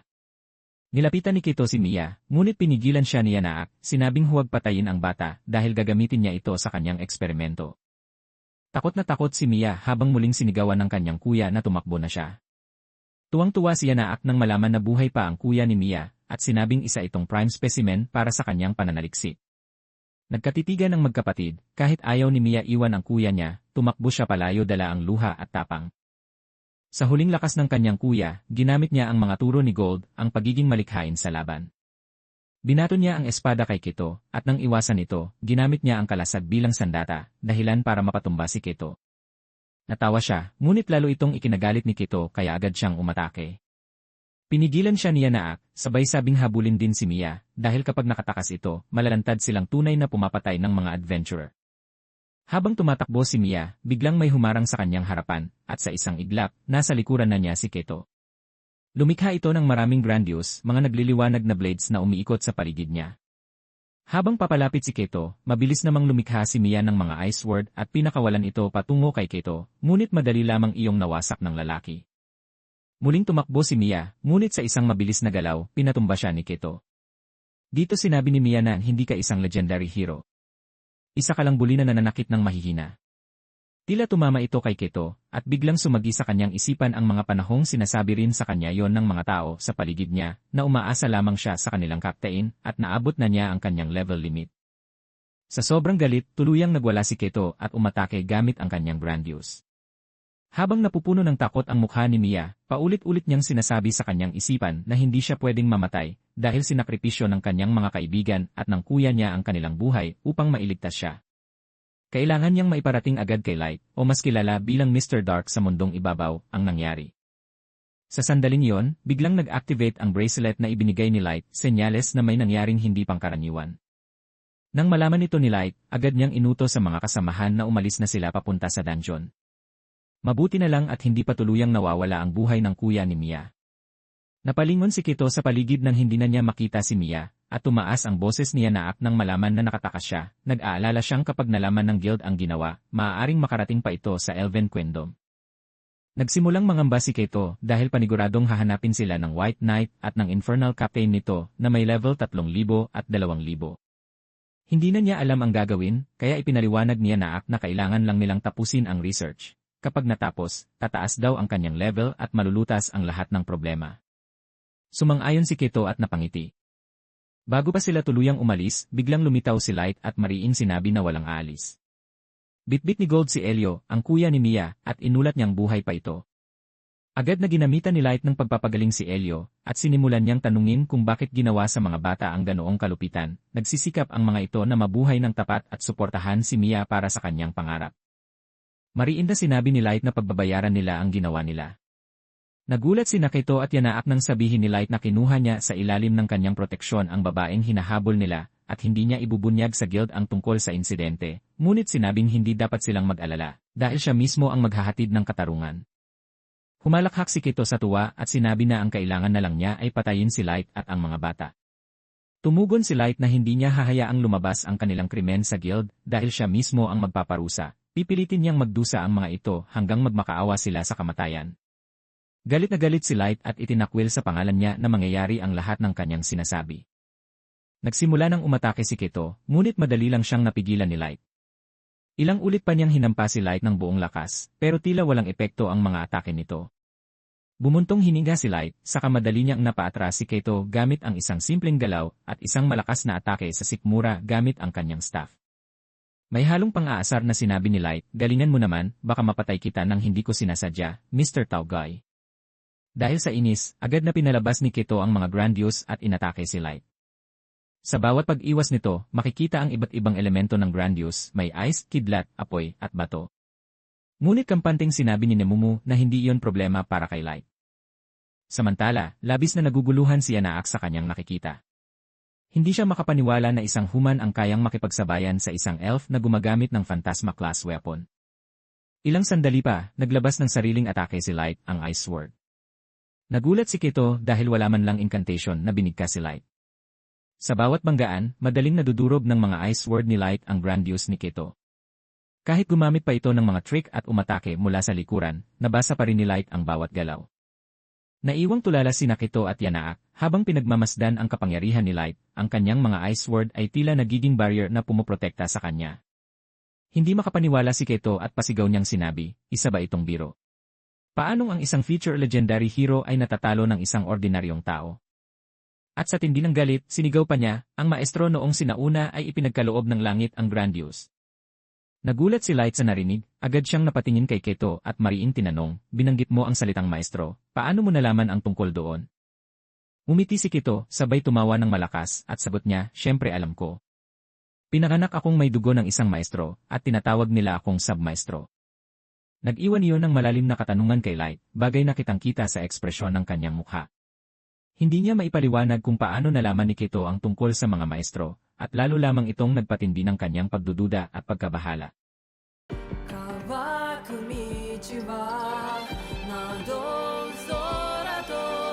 Pinaubayan na ni Light kina Nemumu at Gold si Yanaak upang sila ang humarap dito. Ipinahayag niya na pababagsakin nila ang dalawa at dadalhin sa abyss para makakuha ng mahalagang impormasyon. Sa kabila nito, walang bakas ng takot kay Yanaak. Sa isang simpleng pagpitik ng daliri, nag-transform ang dalawang nilalang sa kanyang likuran, mga tinatawag niyang human-monster hybrids. Ang una ay kombinasyon ng rock lizard at tao, habang ang ikalawa ay pinaghalong troll at tao. Nakilala agad ni Light ang isa sa kanila, ang lalaking kumausap sa grupo sa entrance ng dungeon. Dahil dito, labis siyang nainis at tinawag si Yanaak na isang arrogant prick. Sa halip na maapektuhan, ipinagyabang pa ni Yanaak na isa siyang genius dahil sa kanyang mga eksperimento. Naghanda sina Nemumu at Gold para umatake, at kasabay nito ay sumugod na rin ang dalawang human-monster hybrids. Agad nilang tinanggap ang mga unang atake, ngunit napangisi lamang si Yanaak at sinabing, "Masyado pang maaga para sa inyong pagkapanalo." Muling tumayo ang dalawang halimaw, sabay sa pagsisimula ng pag-atake ni Keto kay Light. Muling sumugod si Nemumu, ngunit tila hindi iniinda ng halimaw ang kanyang atake. Maging ang mga strike ni Gold ay halos hindi naramdaman ng nilalang. Dahil dito, nagbago ang aura ng dalawa at napagdesisyonan nilang tapusin at bigyan ng kapahingahan ang mga human-monster hybrids na walang awang ginamit sa eksperimento. Sa isang mabilis at swabeng kombinasyon ng atake, nagawa nilang tuluyang pabagsakin ang mga ito. Sa unay natatawa pa si Yanaak, ngunit bigla itong napatigil nang mapansing hindi na nagre-regenerate ang kanyang mga nilalang.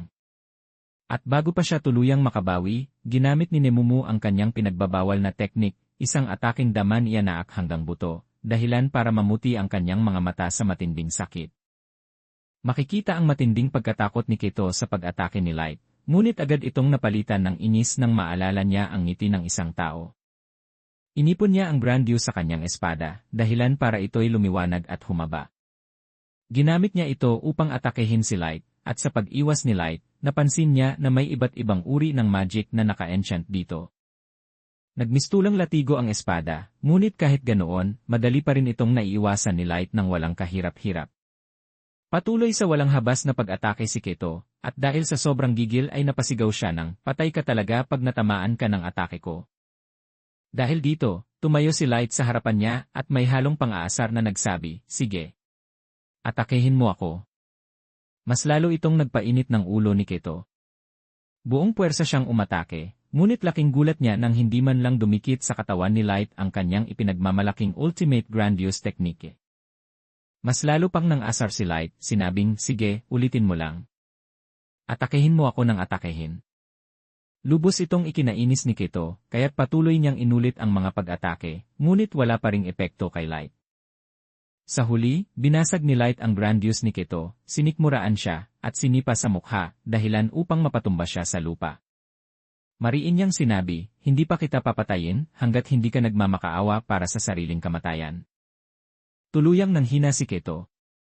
Lumuhod siya at nakiusap na huwag siyang patayin. Ngunit malamig na sumagot si Light. Magmamakaawa ka na lang ba matapos mong ipagyabang ang pagiging legendary hero mo? Hindi ka nalalaban? Hindi yan ang ginagawa ng isang hero. Sina Elio, Gimra, at Wordy, ibinigay nila ang lahat para protektahan si Mia. Binigyan pa niya si Keto ng isa pang pagkakataon upang lumaban, ngunit duwag na itong tuluyan. Kita sa mukha nito ang purong takot habang nagsimula itong tumakbo palayo. Habang tumatakbo si Keto, nag-release si Light ng card, Solar Ray. Isang mabilis at matinding laser ang agad na bumaon at bumuta sa hita ni Keto, dahilan para mapasigaw ito ng ubod ng tindi sa sakit. Nagdesisyon si Light na ilibing sina Gimra at Wordy sa abyss, dahil puno ng mga halimaw ang loob ng dungeon, at hindi ligtas iwan roon ang kanilang mga katawan. Ipinaalam din niya kina Keto na isasama sila sa abyss, dahil marami pa siyang katanungan na kailangan nilang sagutin. Nag-teleport sila papunta sa abyss, at pagmulat ng kanilang mga mata, sinabi ni Light na nasa pinakailalim sila ng lugar na yon. Kita sa mukha ng dalawang ugok ang labis na pagtataka kung paano sila nakarating doon ng ganoon kabilis. Masayang sinalubong ng 4 na kasamahan si Light sa kanyang pagbabalik, at agad nilang tinanong kung sino ang mga taong kasama niya. Pinaliwanag ni Light na ang dalawa ay mga kriminal na nag-eksperimento sa mga tao, mga salbaheng nag-iwan ng napakaraming patay. Dito biglang nagbago ang aura ng 4, makikita ang galit, pagkabwisit, at ang handang-handa na nilang pahirapan at patayin ang dalawa anumang sandali. Kita ang matinding takot sa mukha ni Keto at Yanaak, at tila hindi sila makapaniwalang may ganitong klaseng mga tao na umiiral sa kanilang harapan.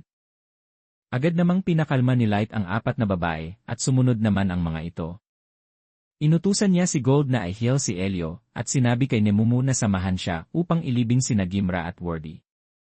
Sa huli, mariin niyang sinabi kina Keto at Yanaak na mararanasan din nila ang parehong kapalaran na ipinadama nila sa mga inosenteng taong walang awang pinatay.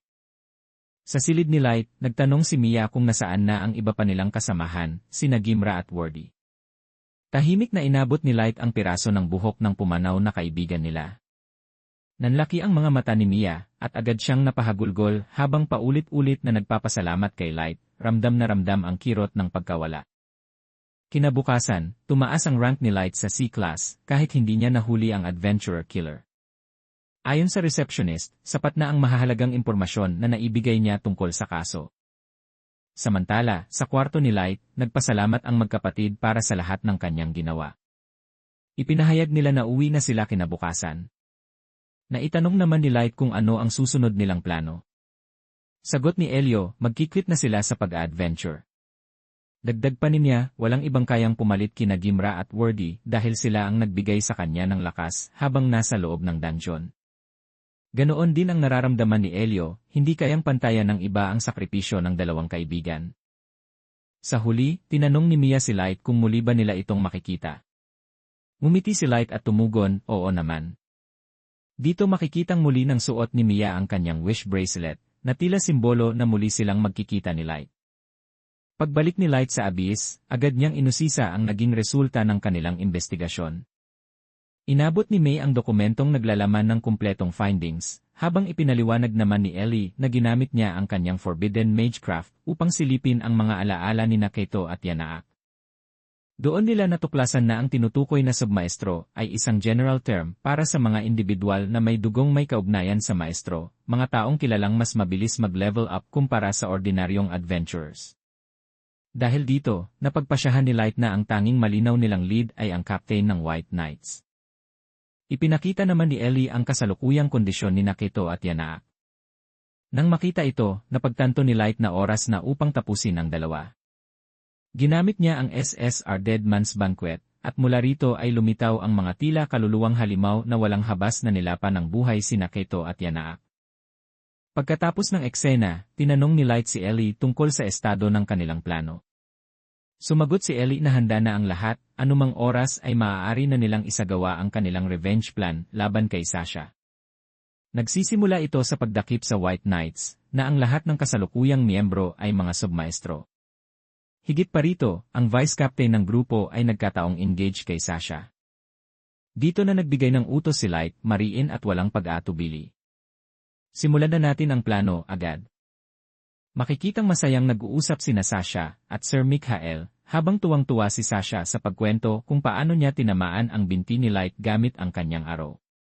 Idinagdag pa ni Sir Mikhael na ang pinakakinagigiliwan niya ay ang itsura ng mga tao, ang kanilang kaawa-awang mga mukha, sa tuwing nagmamakaawa sila para sa buhay bago tuluyang mamatay. Para raw sa kanya, nakakaaliw yon. Samantala, sa panig ni Light, hindi na siya makapaghintay na muling makita si Sasha. Sobrang tuwa ni Garou nang dumating siya, ngunit hindi maiwasan ni Light na isipin kung ano kaya ang magiging itsura ni Sasha kapag siya naman ang nagmamakaawa, kapag siya naman ang nanghihingi ng awa at nagsusumamong huwag patayin.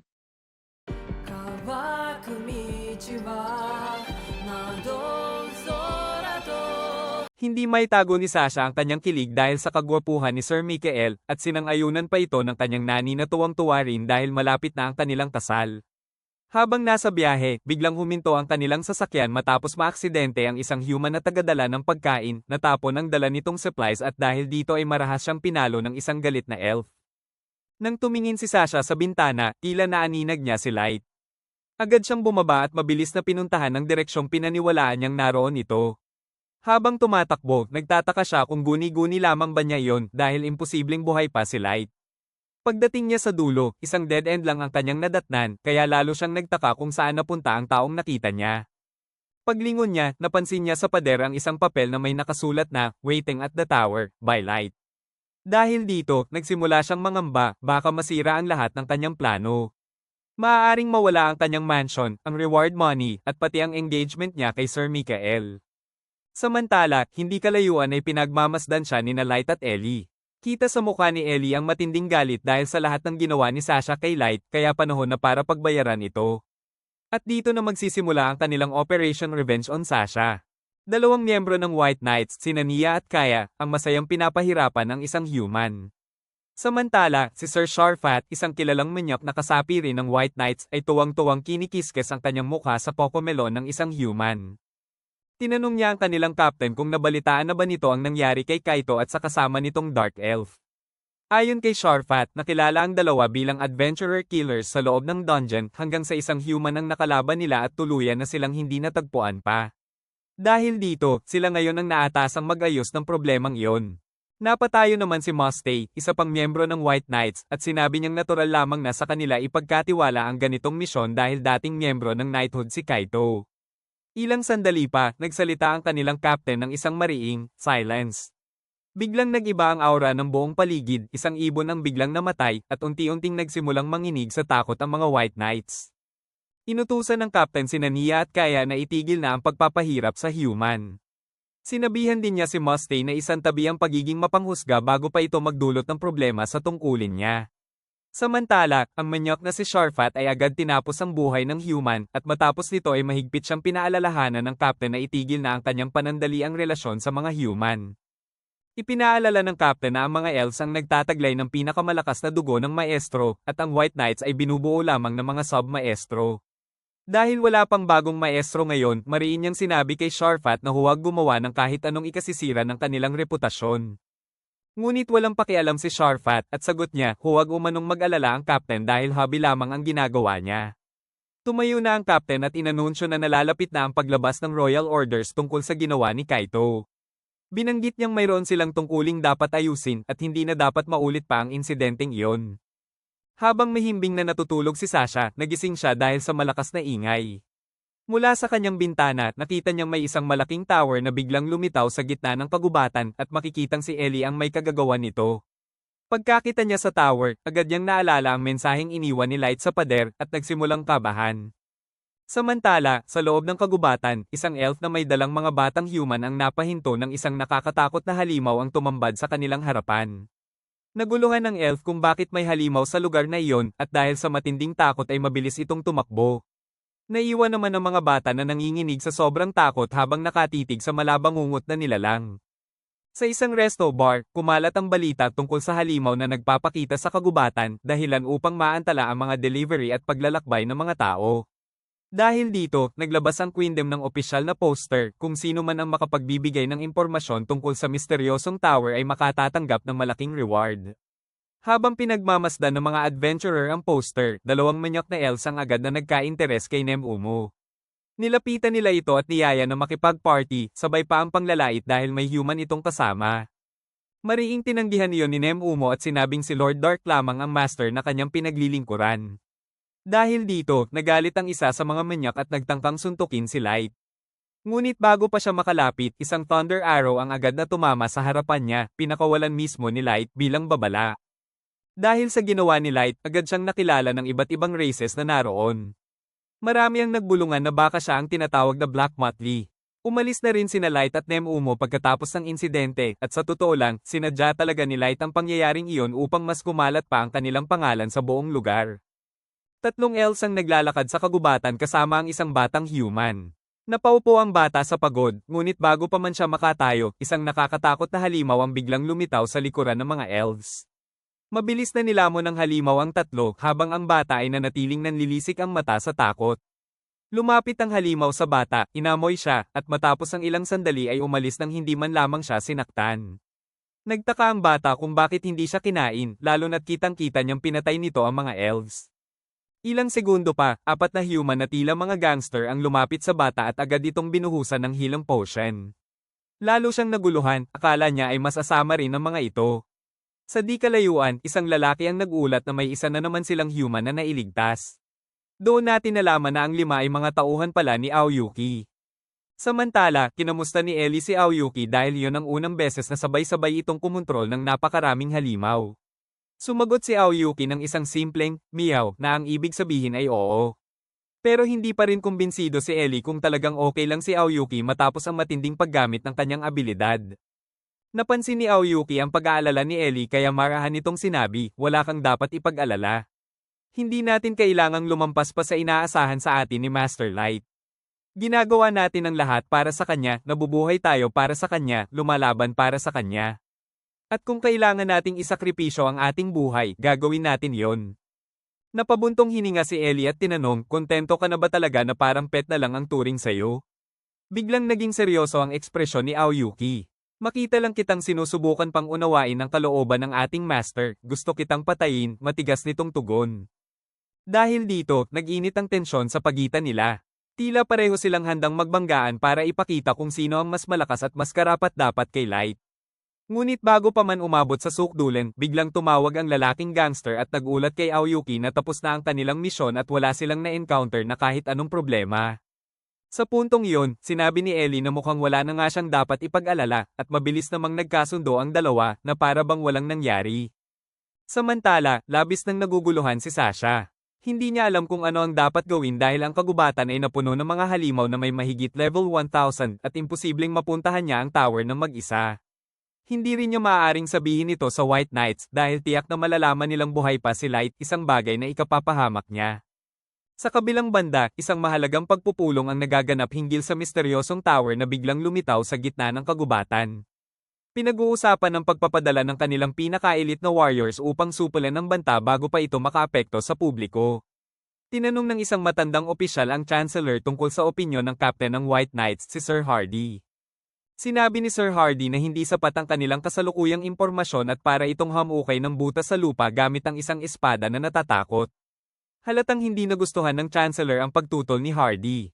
Dito na nagsalita ang isang babae mula sa mataas na upuan at sinang-ayunan ng mga sinabi ng Captain. Siya si Queen Leaf, ang pinuno ng Elven Queendom. Ipinag-utos niya na magdagdag pa ng mas malaking reward para sa sinumang makapagbibigay ng impormasyon tungkol sa misteryosong tower. Sa isang pribadong silid, nagpasalamat si Hardy kay Queen Leaf na siya palang kanyang ina. Ipinahayag niyang mabuti at hindi masasayang ang buhay ng kanyang mga tauhan para sa isang misyon na hindi pa nila lubusang nauunawaan. Sinabi ni Queenleaf na ang tunay na problema ngayon ay ang higanteng tower na iyon dahil maaari nitong pabagsakin ang buong kaharian. Dito na tanong ni Hardy, ito na ba ang muling paglitaw ng Haring Demonyo? Ngunit nanatiling kampante si Queenleaf. Ayon sa kanya, sapat ang lakas ng Eight Nation Alliance upang talunin ang kahit ang Haring Demonyo pa. Dagdag pa ni Hardy na ang isang hero ay maaaring ipanganak lamang mula sa lahi ng mga human. Sumang-ayon naman ang kanyang ina at idinagdag na malaki ang posibilidad na ang hero ay maging isang maestro rin. Nagkakagulo ang iba't ibang lahi habang nag-uunahan sila sa pagkuha ng quest para sa tower scouting. Sa gitna ng kaguluhan, makikita rin sina Light at pinag-uusapan sila ng mga tao bilang ang Black Motley. Habang nag-uusap ang tatlo, biglang napatigil si Light nang marinig niya ang isang boses na tumatawag sa kanya, si Sasha. Nakilala agad ni na Gold at Nemumo ang sigaw, kaya mabilis silang naghanda para protektahan si Light. Ngunit agad silang pinigilan ni Light at sinabihan na kumalma. Nang makalapit si Sasha, diretso nitong sinabi kay Light na alisin ang maskara para makita niya ang mukha nito. Nagpaumanhin si Light at ipinaliwanag na hindi niya maaaring ipakita ang kanyang mukha dahil tinatago niya ang paso sa kanyang mukha. Ngunit tila walang pakialam si Sasha sa paliwanag niya, kaya bigla niyang sinampal ang mukha ni Light dahilan upang tuluyang malaglag ang maskara.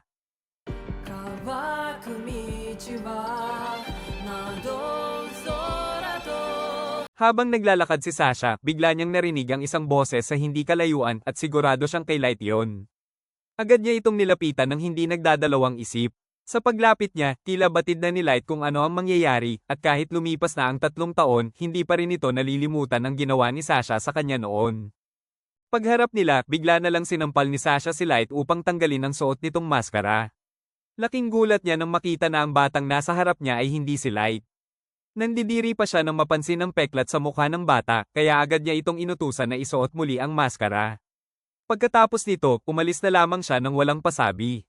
Samantala, natuwa naman si Light dahil matagumpay ang kanyang pagpapanggap gamit ang Fool's Mask. Matapos ang insidenteng iyon, nagtungo na si Light sa kagubatan kung saan makikita ang dalawang manyak na may galit na ekspresyon, pareho pang nababalot ng puot laban sa kanya. Habang tumatakbo sila Light, binalaan niya ang dalawang manyak na humahabol na tumigil na kung ayaw nilang mamatay. Ngunit bingi ang dalawa sa pakiusap at tuloy-tuloy pa rin ang kanilang paghabol.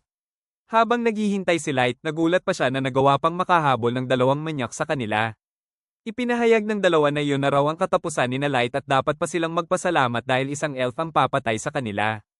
Ngunit hindi man lang natinag si Light at agad niyang tinawag si Mera. Ilang saglit lang ay lumitaw sa likuran ng dalawang manyak ang isang babaeng may matutulis na ngipin. Ramdam agad ng dalawa ang nakakakilabot na presensya nito. Mula sa mga kamay ni Mera, sumulpot ang napakaraming ahas na agad sumunggab at kumain sa dalawang manyak. Ayon kina Nemumo at Gold, kahit may kasama silang may kapangyarihang medyo creepy, nagpapasalamat pa rin sila dahil mabuti at maaasahan si Mera bilang bahagi ng kanilang team. Maya-maya pa ay dumating na rin ang iba pang kasamahan, sila Ice Hit, Mera, Suzo, at Jack. Masaya namang sinalubong sila ni Light at nag-apologize siya sa abala ng pag-escort sa kanya. Sagot naman ni Ice Hit, ayos lang dahil kung lilipad si Light habang naglalakbay, tiyak na makikita siya ng ibang adventurers. Habang naglalakad ang grupo, nagulat si Gold nang malamang sumali si Jack. Pinaliwanag naman ni Jack na hindi niya kayang pabayaan si Light lalo na't ginagawa nito ang lahat ng makakaya. Ngunit nang tawagin niya si Light na Lightmeister, biglang nag-iba ang aura ng mga babae at tinignan si Jack na para bang papatayin na siya anumang oras. Bago pa lumala, umawat na si Light at pinaalalahanan ng mga babae na may kasunduan siya at si Jack. Agad naman itong naintindihan ng grupo. Sa pagpapatuloy ng kanilang lakad, napansin ni Light na suot ni Ice Hit ngayon ang kanyang gauntlet dahil sa Abyss ay kadalasan itong naka-maid attire. Ipinaliwanag naman ni Ice Hit na pinag-aaralan niya ang lahat ng pasikot-sikot ng Maid's Code sa ilalim ni Mistress May. Naitanong din ni Light kay Nemumo kung babae nga ba si Suzo. Sagot ni Nemumo, oo, kaya napatigil si Light dahil nakalagay sa card ni Suzo ang androgynous. Dahil hindi nila alam ang eksaktong kahulugan nito, napagdesisyonan ni Light na itanong na lang kay Ellie mamaya. Maya-maya pa ay nakarating na sila Light sa tower at agad silang sinalubong ni Nazuna. Pumasok silang lahat upang pag-usapan ang kanilang plano. Kasama nila roon ang isang dragon, alaga ni Ellie, na tutulong sa kanilang operasyon. Ipinahayag din ni Ellie na ang top floor ng tower ay ginawang wedding hall para sa main event. Dito muling ipinaliwanag ni Ellie ang Operation Revenge on Sasha, ang layunin ay batiin siya sa mismong araw ng kanyang kasal sa pamamagitan ng paghahain ng isang napakalamig na putahe ng paghihiganti. Upang hindi masayang ang pagkakataon, nagdagdag pa si Ellie ng ilang hakbang sa plano. Dahil ang White Knights ng Elven Queendom ang pinakamalalakas na mandirigmang mayroon sila, inorganisa niya ang serye ng mga laban-laban sa mga ito. Kapag nabihag na ang mga White Knights, sapat na itong magpapahina sa Elven Queendom upang mailagay ito sa ilalim ng kapangyarihan ni Light. Kasabay nito, matutuklasan din nila ang kalagayan ng mga karatig bansa at masusuri ang kanilang kasalukuyang kondisyon at military strength. Ang tower naman ang magsisilbi nilang base of operations. Habang nagpapatuloy ang operasyon, ang Shadow Claw na kamukha ni Light ang magpapatuloy kumuha ng mga missions upang makapag-rank up ang Black Motley. Lubos namang natuwa si Light sa maingat at maayos na planong inihanda ni Ellie. Habang nasa kagubatan si Sasha kasama ang dalawang elf upang alamin kung ano ang meron sa tower, agad silang napahinto sa takot nang makita nila ang isang dragon na nakabantay roon. Dahil dito, nagdesisyon si Sasha na umalis na kaagad upang maiwasan ang anumang panganib. Habang naglalakad sina Sasha palayo, hindi nila alam na pinapanood sila ni Light. Kumpiyansa si Light at ang grupo na ibabalita ni Sasha sa mga White Knights ang kanyang nakita, at tiyak din nilang pupunta ang mga ito sa tower upang alamin ang sitwasyon. Ipinahayag naman ni Ellie na ihaharap niya ang pinakamalalakas na mandirigma ng Abyss laban sa White Knights. Tiniyak pa niya na ang laban na magaganap ay hindi lang makakapagpahina sa puwersa ng kalaban, kundi magiging sapat na entertainment para kay Light. Sa Elven Queendom, agad ipinahayag ni Sasha ang mga halimaw na nakita niya sa tower, kabilang na ang dragon na nagbabantay mismo sa pasukan. Hindi makapaniwala ang mga nakikinig sa kanya, ngunit nagsalita ang Chancellor at kinumpirma na may natanggap din silang ulat mula sa grupong Black Motley, mga report na tumutugma sa sinabi ni Sasha. Dahil dito, tumayo si Hardy at mariing ipinahayag na siya at ang White Knights ang haharap sa dragon at lulutis sa misteryo sa likod ng tower. Nagpaalam naman si Sasha na nais niyang sumama sa White Knights. Pinayagan siya ng Chancellor, ngunit pinaalalahanan siyang puntahan ng kanyang ama upang hiramin ng isang espesyal na koleksyon dahil hindi sapat ang kanyang kasalukuyang level at maaari lamang siyang maging sagabal kung hindi siya maghahanda. Kaya naman nagpunta si Sasha sa kanyang ama upang kunin ang kinakailangan niyang kagamitan. Kinaumagahan, tinipunan ni Hardy ang White Knights at ipinaalam na susundan nila ang direksyong ituturo ni Sasha upang makarating agad sa tower. Habang papasok sila Sasha sa kagubatan, makikitang lihim silang pinapanood ni Light. Halatang nanginginig na ang kamay ni Light hindi dahil sa takot kundi dahil sa pananabik na sa wakas ay maisasagawa na niya ang matagal niyang planong paghihiganti. Maya-maya pa, natano na ng grupo ang tower at napamulagat sila sa laki at taas nito. Habang pinagmamasdan nila ang estruktura, lumitaw ang mga halimaw na may buntot na tila nagbabantay sa paligid. Agad namang sinabi ni Hardy na huwag pansinin ang mga ito dahil ang tunay nilang pakay ay ang dragon. Kumuha rin sila ng ilang adventurers para gamitin sa kanilang planong panlilinlang. Sa oras na umalis ang mga halimaw, naghanda na silang pasukin ang tower at harapin ang dragon. Bago sila kumilos, ginamit ni Hardy ang kanyang skill na silent. Dahil unang beses itong naranasan ni Sasha, nagulat siya na bigla na lang siyang nabingi, wala siyang marinig kahit anong tunog. Mabilis silang tumakbo papasok sa loob ng tower, ngunit hindi nagtagal ay isang trap ang biglang lumitaw. Sa isang iglap, na-teleport ang bawat isa sa kanila sa iba't ibang lokasyon sa loob ng tower. Samantala, habang nakatingin si Light kay Sasha, bulong niya sa kanyang isipan, halika, umakyat ka rito ng dahan-dahan. Dahil ang party na ito ay para sa'yo.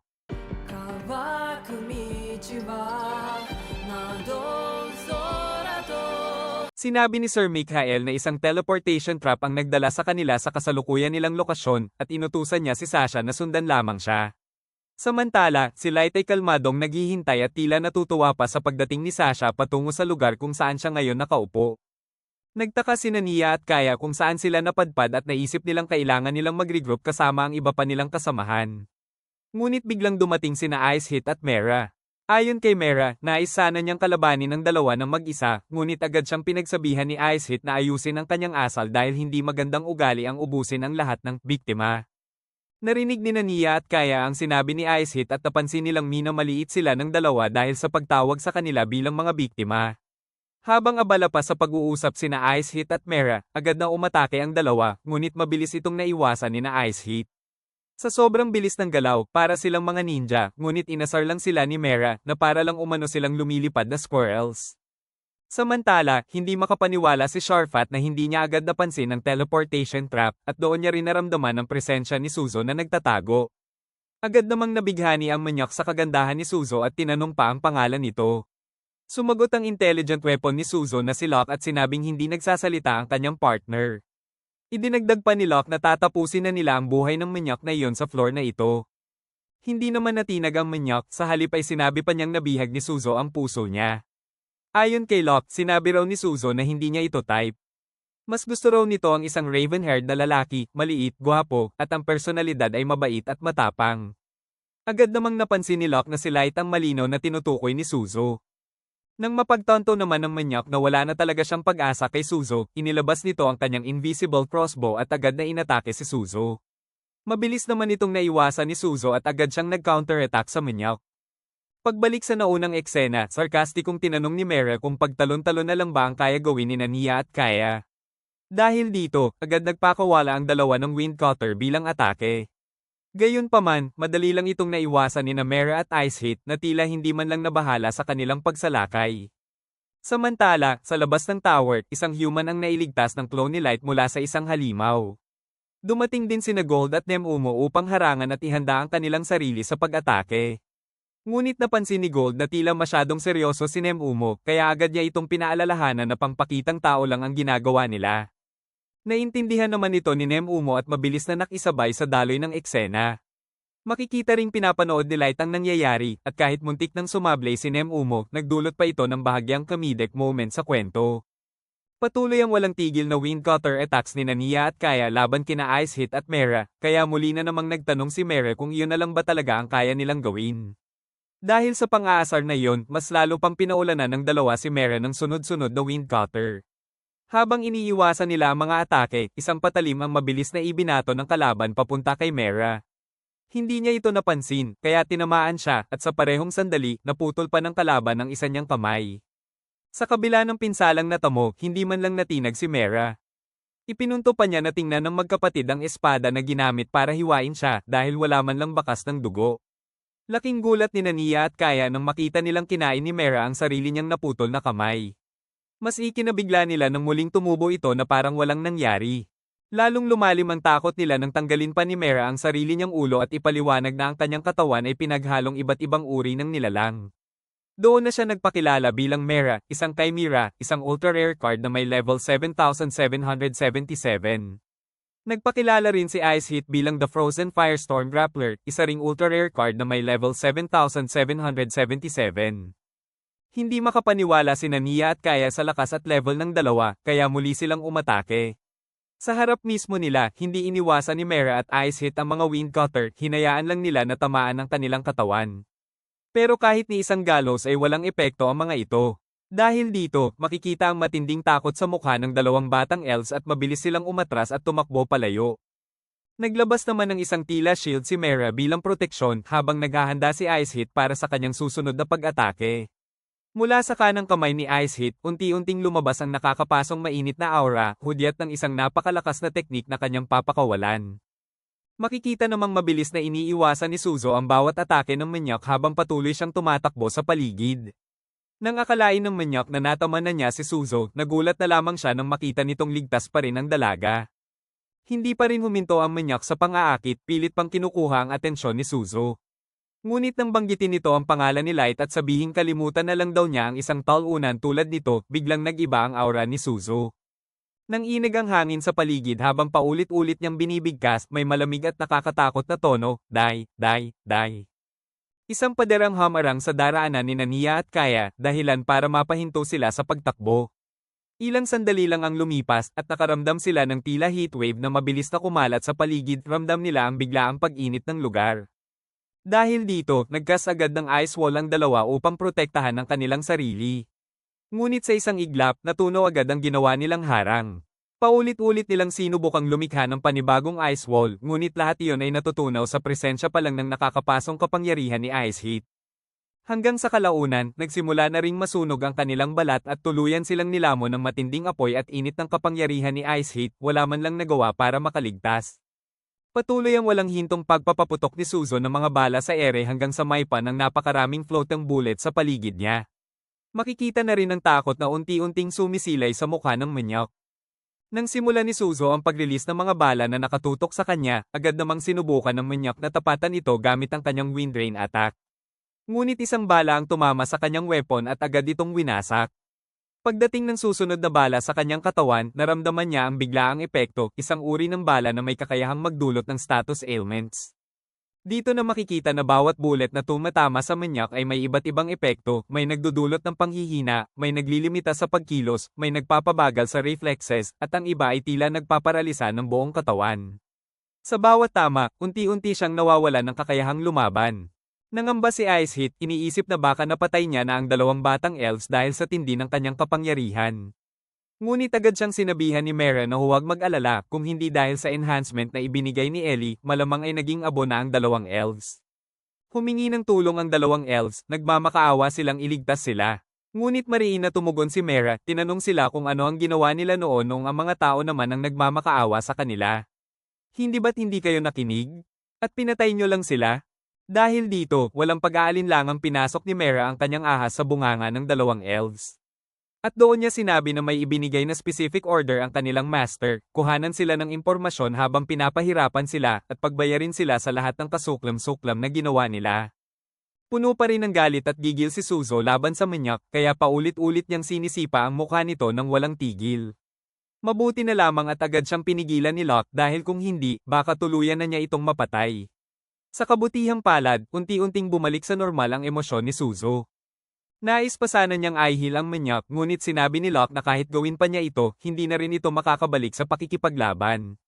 Dahil dito, napaiyak si Suzo, at patuloy naman siyang inaalon ni Locke upang mapagan ang kanyang loob. Habang pinapanood ito ni Light, natanong niya kung ano na kaya ang nangyayari kina Sasha. Tinanong naman siya ni Ellie kung gusto ba niyang makita ang sitwasyon. Tumanggi si Light at sinabing mas gusto niyang makita ito ng personal habang unti-unti niyang binubuksan ang pinto sa kanyang harapan. Samantala, nagpakita na rin si Jack the Iron-Blooded Barricade, isang ultra-rare card na may level 7,777 at siya ang humarap kay Mustay.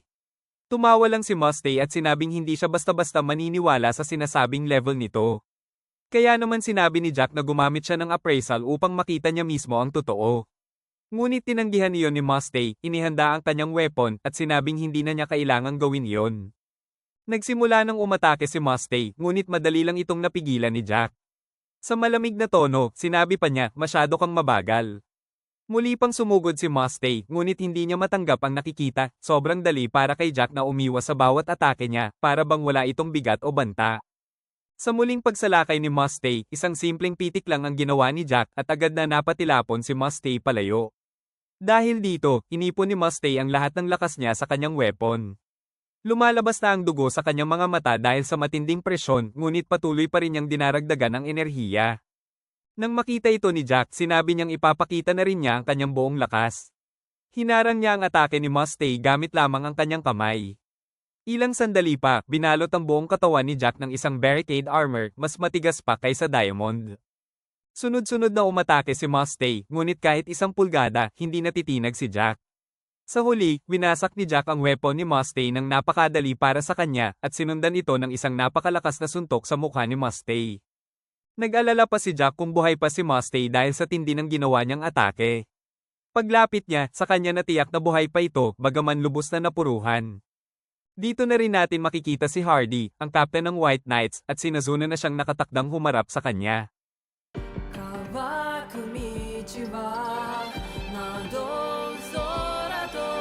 Nagpakilala si Nazuna bilang pinakamalakas at tinanong pa niya si Hardy kung narinig ba nito ang kanyang sinabi dahil tila hindi siya pinapansin. Sagot naman ni Hardy, narinig niya yon at tinanong kung si Nazuna nga ba ang magiging kalaban niya. Kumpirmado naman ni Nazuna at idagdag pa niya na hinihinala niyang siya ang pinakamalakas sa hanay ng mga elves. Pinagmasdan ni Hardy si Nazuna at inamin niyang isa itong batikang mandirigma, ngunit sinabi rin niyang wala siyang pakialam. Ibinunot niya ang kanyang espada at buong kumpiyansang idineklara na siya ang Apex at walang sino man ang makakatalo sa kanya. At dito na magsisimula ang kanilang matinding laban. Napansin din ni Hardy na mula sa equipment ni Nazuna hanggang sa weapon nito ay umaapaw ang napakalakas na mahikang enerhiya. Pati ang paraan ng pagwasiwas ni Nazuna ng espada ay nagpapakitang taglay niya ang lakas na higit pa sa karaniwang tao. Dahil nakatayo lang si Hardy at hindi pa kumikilos, si Nazuna na ang unang umatake. Isang malakas na swing ang ginawa niya at agad na nawasak ang isang bahagi ng tower. Naputol ang espada ni Hardy at nagtamo pa ito ng pinsala sa katawan. Agad namang nag-alala si Nazuna, hindi makapaniwala na tapos na agad ang kanilang laban. Pero sinigawan siya ni Ellie dahil nasira niya ang pader ng tower, kahit malino na ipinaliwanag na nito kanina na ang tower ay nakalink sa mana pool ni Ellie. Idinagdag pa ni Ellie na ang 4th floor ay espesyal niyang dinesign para kay Nazuna upang palakasin ito gamit ang extra magical reinforcement.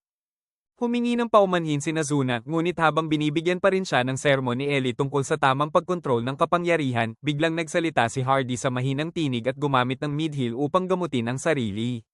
Agad naman itong ini-report ni Nazuna kay Ellie na muling bumangon ang lalaki. Ipinaliwanag naman ni Ellie na dahil iyon sa mga enchantments niya na nakadesenyong pigilan ng pagkamatay ng sinuman sa tower. Sa kanyang muling pagbangon, seryoso na si Hardy. Inakala kasi niyang biro lang ang lakas ng kanyang kalaban. Ginamit niya ang skill na Silent, isang spell na nagpapahina sa katunggali habang pinalalakas naman siya. Binanggit pa niya ang salitang Hermit at isang aura na parang espada ang nabuo sa kanyang paligid. Naghanda siyang umatake habang si Nazuna naman ay itinago ang kanyang espada. Habang unti-unting lumalapit si Hardy, nagtitigan ang dalawa, parang sinusukat ang magiging galaw ng bawat isa. Isang napakabilis na kilos ang ginawa ni Nazuna, agad niyang sinikmuraan si Hardy, dahilan upang mapatalsik ito at tumama sa pader, na muling nawasak dahil sa lakas ng suntok.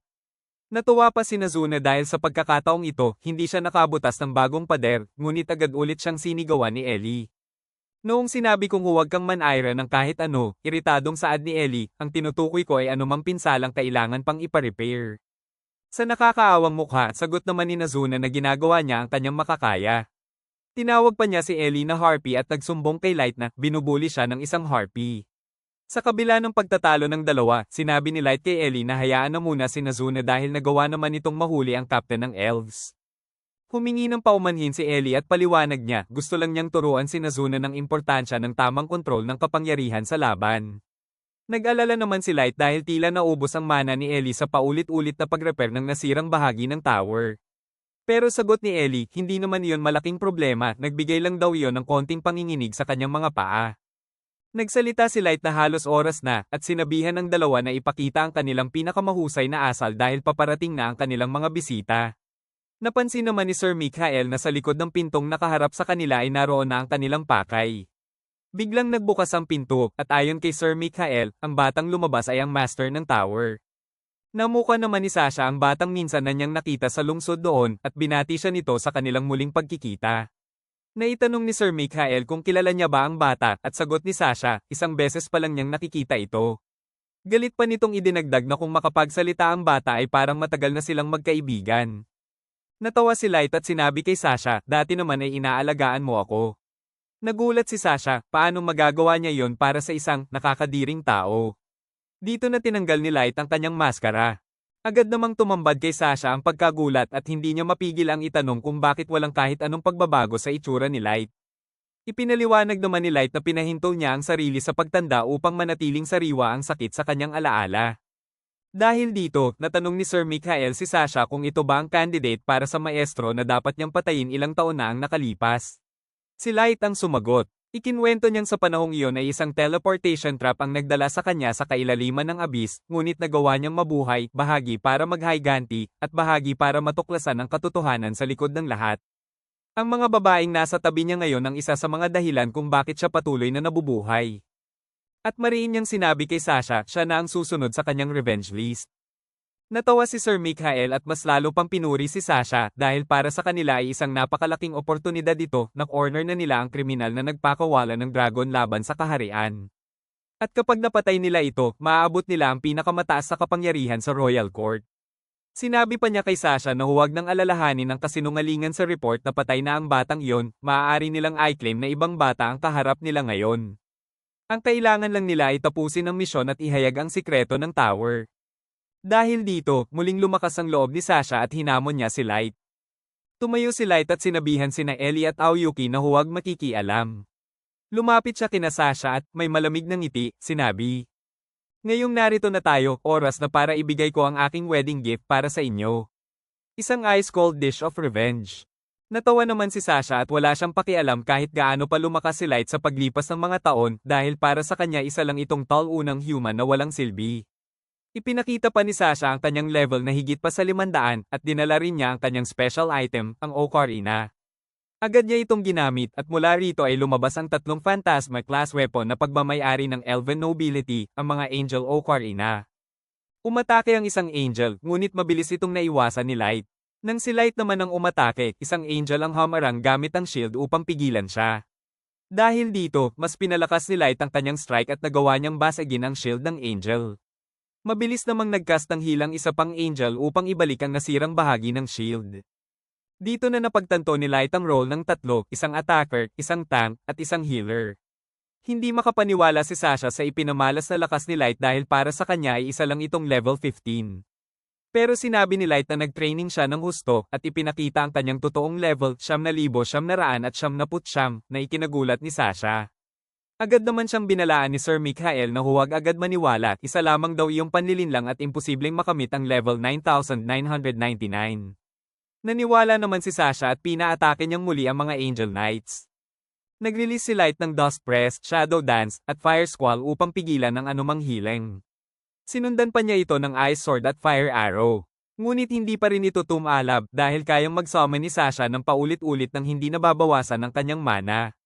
Kaya naman naisip ni Light na sirain ang Ocarina, ngunit mabilis na humarang si Sir Mikhael at ginamit ang kanyang shield upang pigilan ang pag-atake. Sinubukan ni Light na palakasin ang kanyang strike ngunit hindi ito tumalab, nag-bounce back lang siya. Napaisip tuloy si Light kung anong klaseng shield yon. Ipinaliwanag naman ni Sir Mikhael na ang hawak niya ay ang Shield of Blessing and Retribution, isang shield na kayang i-absorb ang atake ng kalaban, ibalik ito sa kanila, at kaya ring palakasin ang nagmamay-ari nito pati na ang kanyang mga kasamahan. Nagyabang si Sasha habang pinagmamasdan ang ipinapakitang lakas nila at tinanong si Light na may halong pang-aasar kung may masasabi pa ba siya dito. Ngunit natawa lang si Light. Nagbago ang kanyang aura at malamig niyang sinabi. Ipararanas ko sa iyo ang totoong pakiramdam ng desperasyon. Nag-alala si Ellie at sinabing huwag niya itong gawin, ngunit huli na. Lumabas ang mga kadena sa paligid ni Light. Binanggit niya ang code 9,999 at ginamit ang extra rarity, God Requiem Gengner. Nagbago ang itsura ng kanyang weapon at daman ni Sasha ang umaapaw na enerhiya nito. Kita sa mukha nila ang kaba, ramdam nila ang panganib at lakas na nagmumula kay Light. Umatake ang mga Angel, gumamit pa ng shield, ngunit madali lang itong binura ni Light. Habang sinusubukan pang mag-summon muli ni Sasha, naramdaman ni Light ang matinding lakas ng kanyang weapon, sinisira nito ang sariling defense ni Light at unti-unting sinusunog ang kanyang kamay. Pero wala na siyang pakialam kahit masunog pa ang buong braso niya. Umatake ang isang Angel gamit ang Holy Javelin, isa sa pinakamalakas na skill sa arsenal ng Archangels. Kahit dahan-daang bumabagsak ito kay Light, agad niya itong napigilan. At may mapang-asar na ngiti pa siyang nagtanong. Sa tingin mo ba, mapapatay mo ako gamit ang parlor trick na yan? Muli pang umatake si Sasha, ngunit wala pa ring epekto. Sunod-sunod pa ang kanyang mga tira, pero walang tumama. At dito na makikita ang mabilis na pag-evaporate ng kumpiyansa ni Sasha, na palitan ng takot. Samantala, tumatawa na lang si Light sa mga walang kwentang pag-atake ni Sasha, at malamig niya itong binalaan. Mas mabuti pang pigilan mo ako, bago ko dukutin ang mga bituka mo.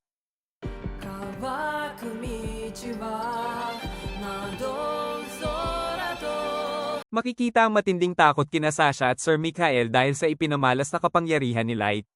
Sa desperasyon, muling tinawag ni Sasha ang Archangel na agad naglabas ng isang napakalaking shield at naghanda para sa kontra-atake. Ngunit nanatiling kalmado si Light, tiyak na hindi ito uubra sa kanya at sa isang iglap ay madali niyang napaslang ang nilalang.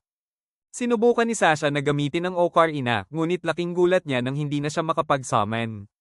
Unti-unti ring nagkadurog-durog ang instrumento sa kanyang mga kamay. Dito ipinaliwanag ni Light na simpleng flex lamang ng kapangyarihan ng kanyang sandata ang ginawa niya, at sapat na iyon upang burahin ang mismong existence ng Ocarina. Hindi makapaniwala si Sir Mikhael, isang Phantasma-class weapon ang tuluyang nasira. Ipinaliwanag ni Light na ang gamit niya ay isang Genesis-class spear, may kakayahang pumatay kahit ng mga banal, God Requiem Gengner. Sa kabila nito, iginiit pa rin ni Sasha na sinuwerte lamang si Light dahil nasira ang Ocarina. Ipinagmalaki rin ni Sir Mikhael ang kanyang shield na ayon sa kanya ay kayang pigilan at ibalik ang anumang uri ng atake. Walang pag-aalinlangan, direktang sumugod si Light at sa loob lamang ng ilang sandali, tuluyan niyang winasak ang shield ni Sir Mikhael. Dahil sa lakas na nasaksihan, napatanong si Sir Mikhael kung hindi nga ba si Light ang maestro, at kung hindi, ano ba talaga siya? Kalmadong sumagot si Light na siya man ay nais ding malaman kung ano ang tinutukoy nilang maestro. Naglabas si Sir Mikhael ng isang feather at malakas na isiniga ang Skyrunner Wings. Nang walang mangyari, inulit niya ito ng 3 beses. Doon sinabi ni Light na sila ay trapped, hindi gumagana ang teleportation sa loob ng tower dahil ito ay blocked ng isang enchantment. Galit na iginiit ni Sir Mikhael na ang mga enchantment na pumipigil sa teleportation ay hindi dapat umiiral. Ngunit mahinaong ipinaliwanag ni Ellie na ang jamming spell na inilagay niya sa tower ay isang original creation, dinisenyo batay mismo sa core ng dungeon upang pigilan ang anumang uri ng teleportation. Hindi pa rin nawalan ng pag-asa si Sir Mikhael at sinabing darating ang White Knights upang iligtas sila. Natawa lamang si Light at ipinapasok ang kanyang mga kasamahan. Pagpasok ng mga ito, bitbit nila ang iba pang miyembro ng White Knights, Bogbog at wala ng malay. Nag-alala ang mga kasamahan ni Light nang mapansin nilang nasasaktan ito habang ginagamit ang kanyang kapangyarihan, ngunit agad niya silang pinayapang huwag mag-alala. Sa takot, tila lumuhad si Sir Mikhael kay Light at nagmungkahi ng isang proposal, magsanib puwersa raw sila upang lusubin ang Elven Queendom. Ayon sa kanya, magiging madali ito dahil sa lakas ni Light at sa sarili niyang husay sa politika. Seryosong tumugon si Light, sa tingin mo ba magiging interesado ako riyan? Ang tanging hangarin niya ay may sagawa ang kanyang paghihiganti at malaman ang buong katotohanan. Halos magmakaawa na si Sir Mikhael, bakas ang matinding takot sa kanyang mukha. Samantala, nagulat si Sasha sa mga sinasabi nito at tinanong kung hahayaan na lang ba siyang mamatay. Galit na sinigawan siya ni Mikhael, tinawag siyang isang pangit na biyerang babae, at sinabing wala na siyang pakialam sa kanya. Habang nagtatalo ang dalawa, ipinaalam ni Light kay Sir Mikhael na wala siyang balak na patayin ito, at tinawag niya si Ellie. Lumapit si Ellie na may dalang nakakatakot na aura, halatang pinipigilan ang matagal nang naipong galit. Mariin niyang sinabi na ang kanilang kamatayan ay magiging mahaba at puno ng sakit. Sa takot, tumakbo si Sir Mikhael, ngunit agad ginamit ni Ellie ang Dorn Vessel. Lumabas ang mga tinik at banihag si Mikhael, tuluyan siyang pinigilang makatakas. Sinimulan na rin ni Ellie ang pagbabasa ng kanyang mga alaala. Pagkatapos, tinawag ni Light si Sasha at sinabi na siya na ang susunod. Sinubukan ni Sasha na magmakaawa, binanggit ang mga panahong masaya raw sila, kasama na ang pagtatanggol niya kay Light nung binubuli siya ni Garo. Ayon kay Light, naaalala niya yon, ngunit alam niyang hindi yun totoo. Ang katotohanan, nasisiyahan si Sasha sa paghihirap niya habang sinusubukan nila siyang patayin. Mariin niyang sinabi na hindi niya yun makakalimutan, ang sakit na ginawa nila ay nakaukit na sa kanyang alaala. Sinubukan pa ni Sasha na sabihing may gusto siya kay Light at nakiusap na patayin na lang ang iba at huwag siya. Hindi na napigilan ni Aoyuki ang sarili, galit niyang sinabi na hindi lamang tumatanggi si Sasha na aminin ang kanyang kasalanan, kundi ipinagbibili pa ang huwad na pag-ibig. Idinagdag pa niya na ipapakain siya sa kanyang mga halimaw ng buhay, bubuhayin, at ipaparanas ang parehong paghihirap ng paulit-ulit. Pinigilan siya ni Light at mahinahong sinabing maging isang mabait na babae. Pagkatapos, sinabi niya kay Sasha na hindi pa niya ito papatayin, kailangan muna niyang malaman ang buong katotohanan bago siya magpasya. Hanggat hindi iyon nangyayari, mananatili siyang buhay at magdurusa sa sakit na hindi pa niya nararanasan. Ibinigay ni Light pabalik kay Sasha ang arrow na dati nitong ginamit laban sa kanya. Tinawag niya si Mera at inutusang siya muna ang bahala. Mula kay Mera, lumabas ang napakaraming centipede na pumalibot sa katawan ni Sasha. Habang bumabalik si Light sa kanyang trono, bigla siyang napahandusay, halatang nanghihina na. Bago tuluyang mawala ng malay, ibinalik niya sa dati ang kapangyarihang kanyang ginamit. Dahil sa matinding pag-aalala, natanong ni Nazuna si Ellie kung magiging maayos lang ba si Light. Tapat namang sumagot si Ellie na hindi siya sigurado. Sa loob ng tuloy-tuloy na 3 taon ng paggamit ni Light ng kanyang unlimited gacha sa Abyss, ang tanging extra rarity card na lumabas ay ang God Requiem Gingner. Sinubukan nila itong pag-aralan ni May, ngunit ang tanging nakumpirma lamang nila ay nagtataglay ito ng napakalaking kapangyarihan. Dahil sa panganib na kaakibat nito, pinagsama ni Light ang kapangyarihan nilang 4 kasama sina Ellie, May, at Aoyuki upang lumikha ng isang magic seal na magtitiyak na mananatiling ligtas at mahigpit na nakakandado ang sandata. Sa ngayon, ang tanging magagawa na lamang nila ay umasa na walang masamang mangyayari kay Light. Nang magkamalay si Light, agad niyang naalala ang dahilan kung bakit siya nawala ng malay. Ngunit nang subukan niyang bumangon, mabilis siyang pinigilan ni May at sinabing kailangan muna niyang magpahinga. Hindi napigilan ni May ang kanyang luha habang sinasabi, may isang buong kaharian ng mga tao ang nasa likod mo ngayon. Nagkakaisa kami sa iyong pamumuno. Hanggang sa kasalukuyan, wala pa ring balita tungkol sa White Knights at labis na ang galit ng Queen, lalo na't alam ng lahat na si Hardy ang pinakamalakas na mandirigma ng mga elves. Sa gitna ng tensyon, biglang pumasok ang isa sa kanilang mga tauhan at nagulat na may parating na mga dragon patungo sa kanilang teritoryo. Biglang umalingaw-ngaw ang tinig ni Ellie sa kanilang mga isipan. Ipinakilala niya ang sarili bilang Wicked Witch of the Tower. Ayon sa kanya, ilang araw lamang ang nakalipas nang may isang grupo ng mga trespassers ang pumasok sa kanyang tower at ang tawag nila sa kanilang sarili ay ang White Knights. Idinagdag ni Ellie na nais niyang makausap ang commanding officer ng grupong iyon. At kung hindi sila lalabas, malinaw ang kanyang babala, ganito ang mangyayari sa inyo. Bilang patunay, ginamit ni Ellie ang ilan sa kanyang mga dragon at pinakawalan ang nagngangalit na apoy sa isang bahagi ng lupain. Nang tuluyan ng makapasok si Ellie sa kastilyo, humarap sa kanya ang queen at nagpakilalang siya ang namumuno sa Elven Queendom. Mayabang niyang inutusan si Ellie na umalis na at isama ang kanyang mga halimaw. Tinanong din niya kung ano raw ang nangyari sa kanyang mga White Knights. Kalmadong sumagot si Ellie, ano ang obligasyon ko para ipaliwanag yun sa'yo? Pagkatapos, mariin niyang tinanong ang queen kung ano ang dahilan nito sa pagpapadala ng mga salot sa kanyang tower. Dahil nanatiling tahimik ang queen, dahan-daang lumapit si Ellie, handang siya na mismo ang sumilip sa kanyang mga alaala upang malaman ang katotohanan. Agad nagtangka ang mga elves na atakehin si Ellie upang protektahan ng queen. Ngunit binigkas ni Ellie ang salitang, Soccer Arbor. Sa isang iglap, ang mga umaatake ay unti-unting naging mga puno. Ipinaliwanag ni Ellie na ang Soccer Arbor ay mga punong sumisipsip ng dugo ng kanyang mga kalaban. Sa matinding takot, napatras at nagtangkang tumakas ang queen. Ngunit muli ginamit ni Ellie ang kanyang mga thorns, hinuli ang queen, at hinayla ito palapit sa kanya. Doon niya sinilip ang alaala ng queen upang mabunyag ang katotohanan. Mariin niyang iniutos, palalayain mo kagad ang lahat ng taong kasalukuyang inalipin sa loob ng bansang ito. Simula ngayon, hindi mo na kailanman gagawing mga alipin ang mga tao. Idinagdag pa ni Ellie na sino man ang tututol o lalaban sa utos na iyon ay magiging pagkain ng kanyang mga alaga. Ibinahagi ni May kay Light ang balita na ang mga humans ay tuluyan ng nagkamit ng kalayaan. Dahil dito, nagsimulang magtipon ang mga tao mula sa iba't ibang nasyon sa buong mundo sa paligid ng tower. Sa kanyang narinig, tumayo si Light upang makita ito mismo. Hindi maitago ang tuwa ng tatlo nang makita nilang muli na siyang maayos. Sa labas ng tower, makikita ang mga tao na namumuhay ng payapa at normal, maging ang mga bata ay tila wala ng takot at malayang napapalapit sa mga halimaw. Mula sa itaas ng tower, malinaw na nakita ni Light na mabilis ngang dumami ang populasyon ng mga tao. Saglit na napaisip si Light at sinabi, kumbinsido ako noon na kung ang katotohanan ay mauuwi lamang sa bulag na kasamaan, gagawin kong isang nagliliyab na tanawin ang mundong ito. Ngunit iba na ang kanyang nararamdaman ngayon. Sa halip na sirain ang mundo, pinili niyang protektahan ito. Idinagdag pa ni Light na kapag tuluyan na niyang naisakatuparan ang kanyang paghihiganti, nais niyang gawing isang mundo ang lahat kung saan ang mga tao ay mabubuhay ng puno ng saya at kapayapaan. Pagkatapos, tinanong niya ang apat kung posible ba itong mangyari.